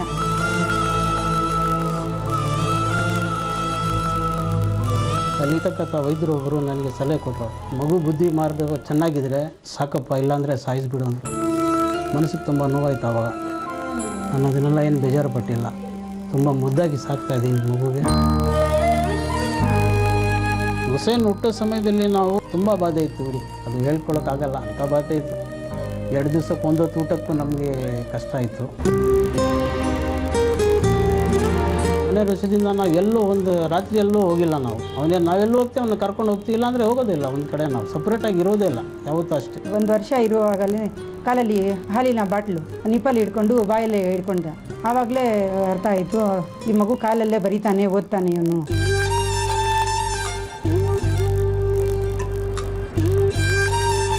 ನನಗೆ ತುಂಬ ಸಂತೋಷ ಆಯಿತು. ನನ್ನ ಮಗು ಕಾಲಲ್ಲಿ ಪೆನ್ ಹಿಡ್ಕೊಂಡು ಈ ಗಿರೆ ಮಾಡೋದು, ಓದೋದು, ಆವಾಗ ನನಗೆ ತುಂಬ ಸಂತೋಷ ಆಯಿತು. ಇನ್ನೊಂದೇನೆಂದರೆ ದೇವ್ರ ದಯದಿಂದ ಕಾಲಲ್ಲೇ ಅವ್ನು ತುಂಬ ಕೆಲಸ ಮಾಡ್ತಾನೆ. ತಲೆ ಬಾಚ್ತಾನೆ, ಬ್ರಷ್ ಮಾಡ್ತಾನೆ, ಊಟ ಮಾಡ್ತಾನೆ. ಈ ಮಗುಗೆ ಚೆನ್ನಾಗಿ ಓದಿಸ್ಬೇಕು, ಮುಂದೆ ಸಮಾಜದಲ್ಲಿ ಇನ್ನೊಬ್ಬ ಒಳ್ಳೆ ವ್ಯಕ್ತಿ ಆಗಬೇಕು, ಎಲ್ಲರಿಗೆ ಮಾರ್ಗದರ್ಶನ ಆಗಬೇಕು ಅನ್ನೋ ಒಂದು ಭಾವನೆಯಿಂದ ನಾನು ತುಂಬ ಇದಾಗಿ ಸಾಕಿದ್ದೀನಿ.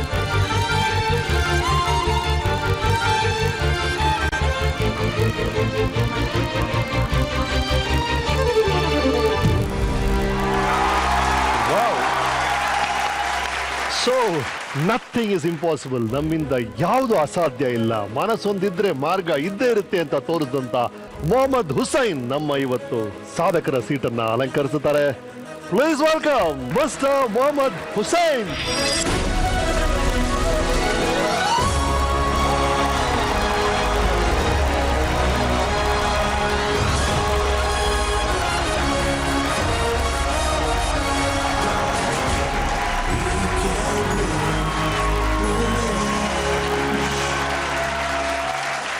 ಮೊಹಮ್ಮದ್ ಹುಸೈನ್ ಅವರ ತಂದೆ ಫಯಾಜ್ ಪಾಷಾ ಅವರು ಇಲ್ಲಿದ್ದಾರೆ. ಪಾಷಾ ಅವರು ಹೇಳಿ, ಯಾವಾಗ ಹುಟ್ಟಿದ್ದೀವರು, ಯಾವ ವರ್ಷದಲ್ಲಿ? 2/4/2002. ಸಮಸ್ಯೆ ಹೇಗೆ ಶುರು ಆಯ್ತು ಇದು?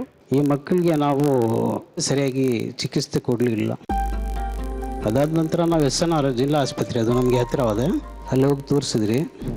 ಈ ಮಗು ಹುಟ್ಟಿದ ಮೇಲೆ ಕೆಲವು ಡಾಕ್ಟ್ರುಗಳು ತುಂಬ ಮುದ್ದಾಗಿ ನೋಡಿದ್ರು. ಕೆಲವರು ಈ ವಿದ್ಯಾವಂತರು ಅವ್ರು ಜಾಸ್ತಿ, ಹೆಚ್ಚಾಗಿ ಹೆಸರು ಹೇಳಕ್ಕೆ ನಾನು ಬಯಸಲ್ಲ. ಅವರು ಇಂಥ ಮಗು ಏನು ಮಾಡ್ತೀರಾ, ಸಾಯಿಸ್ಬಿಡ್ರಿ ಅಂದರು.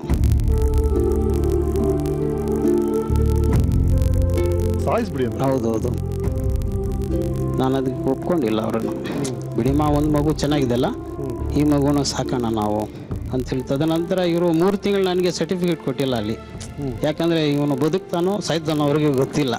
ಇದು ಒಂಥರ ವೈದ್ಯಕೀಯ ಲೋಕಕ್ಕೆ ಸವಾಲು. ಇವನು ಇಂಥ ಮಕ್ಕಳಿಗೆ ನಮ್ಮ ಜಿಲ್ಲೆಯಲ್ಲಿ ಅಂತ ಹೇಳ್ಕೊಳ್ಳೋಷ್ಟು ಚಿಕಿತ್ಸೆ ಸಿಗಲ್ಲ. ಯಾವ ಜಿಲ್ಲೆ ನೀವು? ಕೋಲಾರ ಜಿಲ್ಲೆ. ತದನಂತರ ಇವನ್ನ ತಿರುಪತಿ ಕರ್ಕೊಂಡು ಹೋಗಿದ್ದೆ ನಾನು ಒಂದ್ಸಲ. ಮೂಳೆ ಬೆಳೆಯುತ್ತೆ ಒಂದು ಆಸ್ಪತ್ರೆಯಲ್ಲಿ, ತಿರುಪತಿಯಲ್ಲಿ ಬರ್ಡ್ ಅಂತ ಹೇಳಿ, ಅದು ತಿರುಪತಿ ಆಸ್ಪತ್ರೆ ವತಿಯಿಂದಾನೇ ನಡೆಸೋದು. ಅದು ಬಡವರು ತುಂಬಾ ಅನುಕೂಲ ಆಗುತ್ತೆ. ಅಲ್ಲಿ 3 ತಿಂಗಳು ಮಗು ಇದ್ದಾಗ ಇವನಿಗೆ ನಾನು ಇಲ್ಲೇ ಬಿಟ್ಟು ನಾನು ಒಬ್ಬನೇ ಹೋಗಿದ್ದೆ. ಹೋಗಿ ಅಲ್ಲಿ ಡಾಕ್ಟ್ರಿಗೆ ಹೇಳಿದೆ, ಸರ್ ಈ ಥರ ಒಂದು ಮಗು ಇದೆ, 2 ಕೈ 1 ಕಾಲಿಲ್ಲ, ಬರೀ ಒಂದು ರೈಟ್ ಕಾಲು ಮಾತ್ರ ಇದೆ, ಈ ಥರ ಅಂತ ಹೇಳಿದ್ರೆ ಅವರು ಒಂದೇ ಒಂದು ಮಾತಂದ್ರೆ ನನಗೆ, ನೋಡಪ್ಪ ಬುದ್ಧಿ ಮಾರ್ಗ ಚೆನ್ನಾಗಿದ್ರೆ ಸಾಕು, ಇಲ್ಲಾಂದರೆ ಸಾಯಿಸ್ಬಿಡು ಅಂದರು. ಮತ್ತೆ 4 ವರ್ಷಕ್ಕೊಂದ್ಸಲ ಹೋಗಿದ್ದೆ ಅವ್ರ ಹತ್ರ. ಹೋಗುವಾಗ ಅವ್ರು ನೋಡಿ ಮಗುವಿಗೆ ಏನು ಚಿಕಿತ್ಸೆ ಇವನಿಗೆ ಕೊಡಬೇಕಾಗಿಲ್ಲ, ಇವನು ನ್ಯಾಚುರಲಿ ತುಂಬ ಚೆನ್ನಾಗಿ ಬೆಳೀತಾನೆ, ಸ್ವಲ್ಪ ತಡವಾಗುತ್ತೆ. ಯಾಕಂದರೆ ಇವ್ರು ಟ್ವಿನ್ಸ್ ಅಲ್ಲ, ಇಂಥ ಮಕ್ಕಳು ಸ್ವಲ್ಪ ವೀಕ್ ಆಗಿರ್ತಾರೆ. ಆದ್ದರಿಂದ ಇವ್ನು ಸ್ವಲ್ಪ ಲೇಟಾಗಿ ಇವನು ಬೆಳವಣಿಗೆ ಆಗಿತ್ತು, ಏನು ಭಯ ಬಿಡಬೇಡ, ಮತ್ತು ಇವನು ಏನು ಮಾಡೋಕೆ ಹೋಗ್ಬೇಡ, ಹೀಗೆ ಬಿಟ್ಬಿಡು, ಇರೋದ್ರಲ್ಲೇ ಅವ್ರು ಇಂಪ್ರೂವ್ಮೆಂಟ್ ಆಗ್ತಾನೆ ಅಂದರು. ದೇವ್ರ ದಯದಿಂದ ಹಾಗೆ ಆದ ಅವನು. Very good, very good, very good. Doctor ಹೇಳಿದಂತ ಸಲಹೆ ಕೇಳಿ ನಿಮಗೆ ಹೀಗೆ ಫೀಲ್ ಆಗಿರ್ಬೇಕಾದ್ರೆ ನಿಮ್ಮ ಶ್ರೀಮತಿ ಅವ್ರಿಗೆ ಹೀಗೆ ಅನಿಸಿರ್ಬೇಕು. ತುಂಬಾ ಅಲ್ವೇನೋ? ತುಂಬಾ ಬೇಜಾರು. ಅವ್ರನ್ನು ಬರಮಾಡ್ಕೋಣ, ಅವ್ರ ರಿಯಾಕ್ಷನ್ಸ್ ನ ಅವ್ರ ಬಾಯಿಂದನೇ ಕೇಳೋಣ. Please welcome Shrimati Hasina Taj.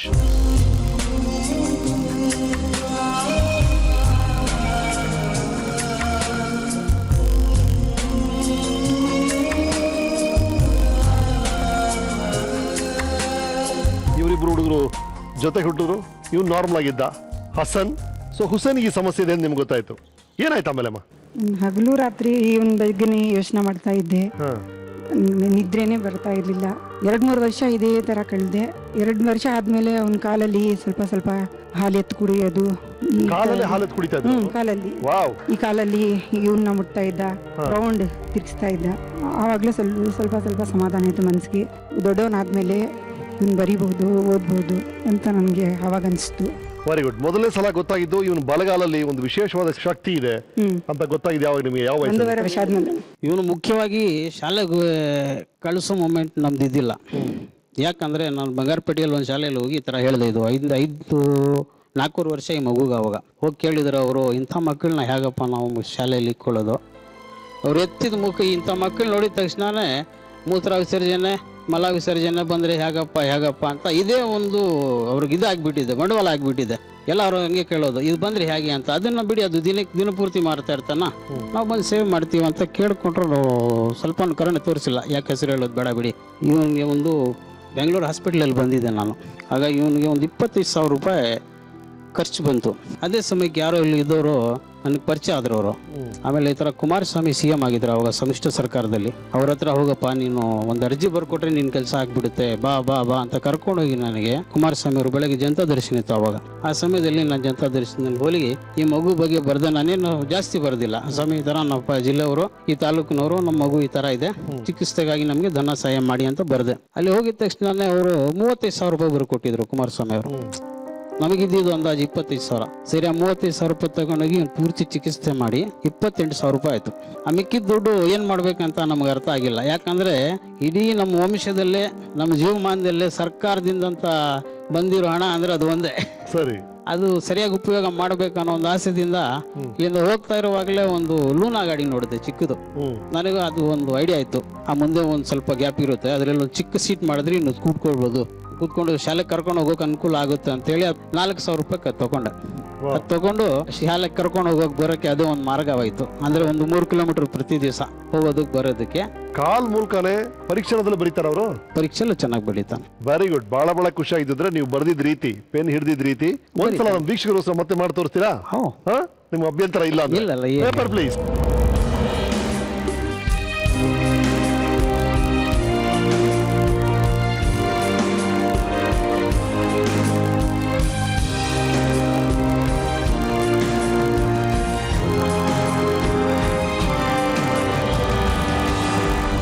Wow, thank you. ನೋಡಿ, ನಾವು ಹಸ್ತಾಕ್ಷರ ಅಂತ ಹೇಳ್ತೀವಿ, ಹ್ಯಾಂಡ್ ರೈಟಿಂಗ್ ಅಂತ ಹೇಳ್ತೀವಿ. ಪಾದದಲ್ಲಿ ವಿತ್ ಇಸ್ ಲೆಗ್, ಫುಟ್ ಇಷ್ಟು ಚೆನ್ನಾಗಿ ಬರ್ದಿಯಾನೆ ಹುಡುಗ. ಇಂಗ್ಲೀಷಲ್ಲಿ ಬರ್ದಿಯಾನೆ, ಕನ್ನಡದಲ್ಲಿ ಬರ್ದಿಯಾನೆ, ಉರ್ದುವಲ್ಲಿ ಬರ್ದಿಯಾನೆ. Hats off, amazing Raza. God bless you. ವಾ ಸ್ಟಾಪ್, ಬನ್ನಿ ಕೂತ್ಕೊಳ್ಳಿ. ನಮ್ಮ ಜೊತೆ ಇದ್ದಾರೆ ಶ್ರೀ ಮೊಹಮ್ಮದ್ ಹುಸೇನ್. ರೈಟ್, ನೀವು ಟೀಚರ್ ಹೇಳ್ತಿದ್ರಿ ಯಾವಾಗ ಆಟ ಆಡ್ತಾ ಇರ್ತೀಯಾ, ಯಾವಾಗ ಹೊರಡಿರ್ತೀಯ? ಏನು ಆಟ ಆಡ್ತೀಯಪ್ಪ ನೀನು? ಫುಟ್ಬಾಲ್. ಕ್ರಿಕೆಟ್. ವಾವ್. ಸರ್, ಹೇಗೆ ಹುಡುಗ ಫುಟ್ಬಾಲ್ ಆಡ್ತೀನಿ, ಕ್ರಿಕೆಟ್ ಆಡ್ತೀನಿ ಅಂತ ಇದ್ದಾರೆ? ಅವನಿಗೆ ಒಂದು ಕಾಲಲ್ಲಿ ಏನೋ ಬ್ಯಾಲೆನ್ಸ್ ಇದೆ, ಅವನಿಗೆ ಆಡ್ತಾನೆ. ಅವನಿಗೆ ಕೆಲವಂತ ಫ್ರೆಂಡ್ಸ್ ಇದೆ, ಈ ಟೂರ್ನಮೆಂಟ್ಸ್ ಎಲ್ಲ ನಡೆಸ್ತಾ ಇರ್ತಾನೆ. ಆಗಾಗ ದುಡ್ಡು ತಗೊಂಡೋಗಿ ತಾಯಿ ಹತ್ರ. ಓಕೆ, ನಿಮ್ಮ ಬೆಸ್ಟ್ ಫ್ರೆಂಡ್ ಬಗ್ಗೆ ಹೇಳ್ತಾ ಇದ್ರಿ, ಪ್ರವೀಣ್ ಅವ್ರು ಇದಾರೆ ಇಲ್ಲಿ? ನೋಡೋಣ ಇದಾರ ಅಂತ.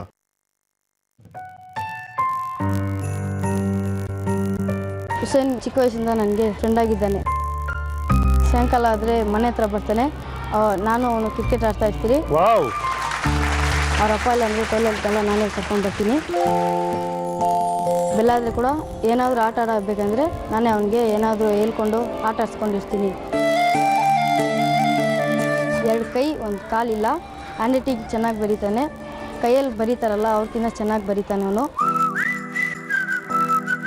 ಇವನಿಗೆ ದೇವರು ಒಳ್ಳೇದು ಮಾಡಬೇಕಂತ ಬೇಡ್ಕೊಂತೀನಿ ನಾನು.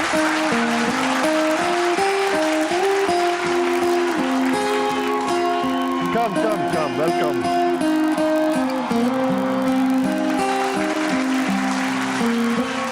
ನಿಮ್ಮ ಫ್ರೆಂಡ್ ಬಗ್ಗೆ ಹೇಳಿ ನಮಗೆ. ಹುಸೇನ್ 7th ಉರ್ದು ಸ್ಕೂಲ್ ಓದಿದ್ದಾನೆ. 8ಗೆ ನಮ್ಮ ಸಂತೋಷ್ ಸ್ಕೂಲ್ ಸೇರಿದ್ದಾನೆ. ಅವನು ನನ್ನ ಬೆಸ್ಟ್ ಫ್ರೆಂಡ್. ಬಹಳ ಖುಷಿ ಆಯ್ತು, ಇಬ್ರು ಜೊತೆಗೆ ಕ್ರಿಕೆಟ್ ಆಡ್ತಿರಂತೆ. ಬೇರೆ ಏನೇನು ಆಟ ಆಡ್ತೀರಿ? Cricket, volleyball. ಓಕೆ, ನೀವಿಬ್ರು ಜೊತೆಗೆ ಕ್ರಿಕೆಟ್ ಆಡೋದನ್ನ ನಾವು ಸ್ಕ್ರೀನಲ್ಲಿ ನೋಡಿದ್ವಿ. ನಮಗೋಸ್ಕರ ಇಲ್ಲೊಂದ್ಸಲ ಆಟ ಆಡ್ಬಿಡ್ತೀಯಾ? ಯಾರು ಬ್ಯಾಟ್ಸ್ಮನ್, ಯಾರು ಬೌಲರ್ ಇಲ್ಲಿ? ನಾನು ಬೌಲರ್, ನೀವು ಬೌಲರ್, ಅವ್ರು ಬ್ಯಾಟ್ಸ್ಮನ್, ನಾನು wicket keeper. Right, ತಂದ್ರಪ್ಪ.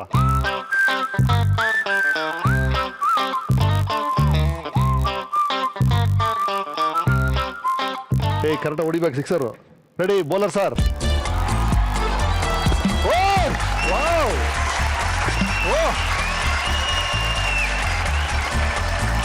Sir, bowler ಸರಿ ಇಲ್ಲ ಸರ್. ಏನು ಸರ್ ಹಿಂಗೆ ಹೊಡಿತೀರ ಸಿಕ್ಸರ್? ಬನ್ನಿ ಸರ್, ಇಲ್ಲಿ ನಾವು ಬೌಲರ್ ಮಾಡ್ತೀವಿ ಸರ್. ರೆಡಿ, ಏನು ಸಚಿನ್ ತೆಂಡೂಲ್ಕರ್ ಹೆಂಗೆ ಮಾಡ್ತಾನೆ ನೋಡೋಣ ಈ ಸಲ. ರೆಡಿ,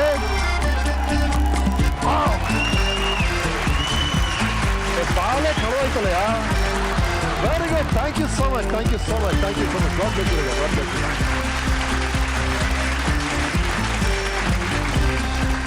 ನೀವು ಜೊತೆಗೆ ಫ್ಯಾಮಿಲಿ ಫೋಟೋಸ್ ತೆಗೆಸ್ಕೊಳ್ಳಲ್ಲ ಅಂತ ಕೇಳ್ಬಿಟ್ವಿ, ಯಾಕೆ? ಇಲ್ಲ ಸರ್, ಇದುವರೆಗೂ ತೆಗೆದುಕೊಂಡಿಲ್ಲ ಸರ್. ಕಾರಣ ಅದನ್ನು ನೋಡಿ ಮನಸ್ಸಿಗೆ ಬೇಜಾರಾಗ್ಬೋದು. ಈ ಕೆಲವರು ಉದಾಹರಣೆಗೆ ಒಂದು ಏನಾಗಿತ್ತು ಅಂದರೆ ಫ್ಯೂಚರ್ ಬಗ್ಗೆ ಯೋಚಿಸ್ತಾರೆ, ಮುಂದೆ ಹೇಗೆ ಇವನ ಜೀವನ ಹೆಂಗೆ ಹೀಗೆ ಹಾಗೆ ಅಂತೇಳಿ. ಒಬ್ಬೊಬ್ಬರು ಉದಾಹರಣೆ ಒಂದೊಂದು ಥರ ಇರುತ್ತೆ. ಅದು ತಡ್ಕೊಳ್ಳೋ ಶಕ್ತಿ ನಮಗೂ ಇರಬೇಕಲ್ಲ. ಹಿಂದಿನ ಭಾಗ ಬಡತನ ಇದೆ, ಆ ಬಡತನದಿಂದ ನಮಗೆ ನೋವಾಗುತ್ತೆ. ಆಗಲಿ ಬಿಡು, ಮುಂದಕ್ಕೆ ನಮ್ಗೆ ಬೇಕಾದಷ್ಟು ಜಾಸ್ತಿ ಇದೆ ಅನ್ನೋ ಒಂದು ಹೇಳೋಕ್ಕೊಂದು ಧೈರ್ಯ ಇಲ್ವಲ್ಲ. ಅದರಿಂದ ಫೋಟೋ ಹಿಡಿಯೋದು ಅದೆಲ್ಲ ಮಾಡಿಲ್ಲ ನಾನು ಇದುವರೆಗೂ. ಇನ್ಮೇಲೆ ನೋಡೋಣ ಬೇಕಾದ್ರೆ. ರೈಟ್, ಇದು ಮೊದಲನೇ ಅವಕಾಶ. ನಮ್ಮ ಶೋ ಮುಗಿಯೋದೇ ಒಂದು ಫ್ಯಾಮಿಲಿ ಫೋಟೋ ಅಲ್ಲಿ. ಇದರಲ್ಲಿ ಮೇನ್ಲಿ ನಮ್ಮ ಸಾಧಕರ ಸೀಟಲ್ಲಿ ಇವತ್ತು ನಿಮ್ಮ ಮಗ ಕೂತಿದ್ದಾರೆ, ಅದಕ್ಕೆ ಕಾರಣ ನೀವು. ಇಲ್ಲ ಸರ್, ಮುಖ್ಯವಾಗಿ ಕೆಲವರು ಇಂಥ ಮಕ್ಕಳು ಹುಟ್ಟಿದ ಮೇಲೆ ಮೂಢನಂಬಿಕೆಗಳ ಮೇಲೆ ತುಂಬಾ ನಷ್ಟ ಅನುಭವಿಸ್ತಾರೆ. ಯಾಕಂದ್ರೆ ಈ ಮಕ್ಕಳು 3 ತಿಂಗಳ ಮಕ್ಕಳಿದ್ರು, ಒಂಥರ ಕಾಯಿಲೆ ಬಿದ್ದೋಗ್ಬಿಡ್ತು ಇಬ್ರು. ಆಗ ಒಬ್ಬ ಮಂತ್ರವಾದಿ ಇದ್ದಾನೆ ನಮ್ಮೂರಲ್ಲಿ, ಅವನ ಹತ್ರ ಕರ್ಕೊಂಡೋದೆ ನಾನು. ಹೋಗಿ ತೋರಿಸಿದ್ರೆ ಅವರು ಈ ಮಗು 6 ತಿಂಗಳ ಆಯಾಸ ಅಷ್ಟೇ, ಸತ್ತೋಗ್ಬಿಡ್ತಾನ ಅಂದ. ನನಗೆ ಮನ್ಸಿಗೆ ತುಂಬಾ ಬೇಜಾರಾಯ್ತು. ಇನ್ನು ಸಾಯೋ ಮಕ್ಕಳನ್ನ ಹ್ಯಾಕ್ ಸಾಕ್ಬೇಕಂತ ಸ್ವಲ್ಪ ಯೋಚನೆ ಮಾಡಿ ನೋಡಿ. ಸಾಧಾರಣವಾಗಿ ಮಕ್ಕಳು ಸಾಕ್ದಂಗೆ ಈ ಮಗು ನಾನು ಸಾಕಿಲ್ಲ. ರಾತ್ರಿ 2 ಗಂಟೆ 3 ಗಂಟೆವರೆಗೂ ನಾನು ಹೊಟ್ಟೆ ಮೇಲೆ ಹಾಕ್ಕೊಂಡು ಸಾಕಿದ್ದಿ ಮಕ್ಕಳು. ಬಟ್ ಇಂಥ ಮಕ್ಕಳನ್ನ ಸಾಕ್ಬೇಕಂದ್ರೆ ಮೂವರಿಗೂ ಸರ್ಸಮಾನ. ಈಗಲೂ ನೋಡಿ ಮೂವರು ಒಂದೇ ಸರ್ಸಮಾನವಾಗಿದೆ, ಯಾರು ಚಿಕ್ಕವ್ರು ಯಾರು ದೊಡ್ಡವರು ಕಾಣಲ್ಲ. Fantastic sir, congratulations. ತಾಯಿ ತಂದೆ ಟೀಚರ್ಸ್ಗೆ ಮಗುಗೆ 8ನೇ ಕ್ಲಾಸ್ಗೆ ಬಂದಿದೆ, ಇನ್ನು ಹಲವು ಸಾಧನೆಗಳು ನಿನ್ನ ಕಾದಿದೆ. ಆಲ್ ದ ಬೆಸ್ಟ್ ಯು, ಚೆನ್ನಾಗಿ ಹೋದ್ ರಜಾ. ಯೂನಿಬಿಗ್ ಪರವಾಗಿ ಈ ಬಿಕ್ಲಿಷಿಯಸ್ ಹ್ಯಾಂಪರ್, ನಮ್ಮ ತಂಡದ ಪರವಾಗಿ ಈ ಗಿಫ್ಟ್, ಕ್ವಿಕ್ ಹೀಲ್ ಟೆಕ್ನಾಲಜೀಸ್ ಇಂದ ನಿಮಗೆ ಅಂತ ಗಿಫ್ಟ್ ಹ್ಯಾಂಪರ್, ನಿಮ್ಮ PC, ಮೊಬೈಲ್, ಲ್ಯಾಪ್ಟಾಪ್ಗಳನ್ನ ಸುರಕ್ಷಿತವಾಗಿಡಕ್ಕೆ ಕ್ವಿಕ್ ಹೀಲ್ ಯೂಸ್ ಮಾಡಿ. ಬನ್ನಿ, ನಿಮ್ಮ ನೆನಪು ನಮ್ಮ ಜೊತೆ ಇರಬೇಕು. ಈ ವಾಲ್ ಆಫ್ ಫೇಮ್ ಅಲ್ಲಿ ಒಂದು ಫೋಟೋ ತಗೋಣ.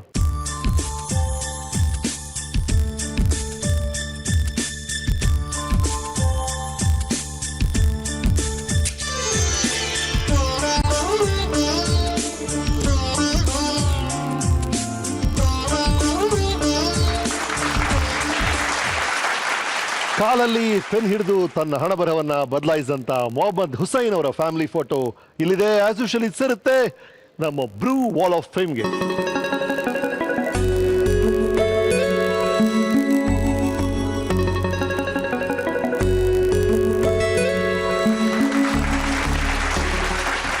ಶುದ್ಧವಾದ ಹೃದಯ, ದೂರ ಆಲೋಚನೆ ಮಾಡುವಂತ ಅಭ್ಯಾಸ ಸಾಧಾರಣವಾದ ಬದುಕನ್ನ ಅಸಾಧಾರಣವಾಗಿ ಮಾಡುತ್ತೆ, ಅಸಾಧ್ಯವಾದದನ್ನ ಸಾಧ್ಯ ಮಾಡುತ್ತೆ.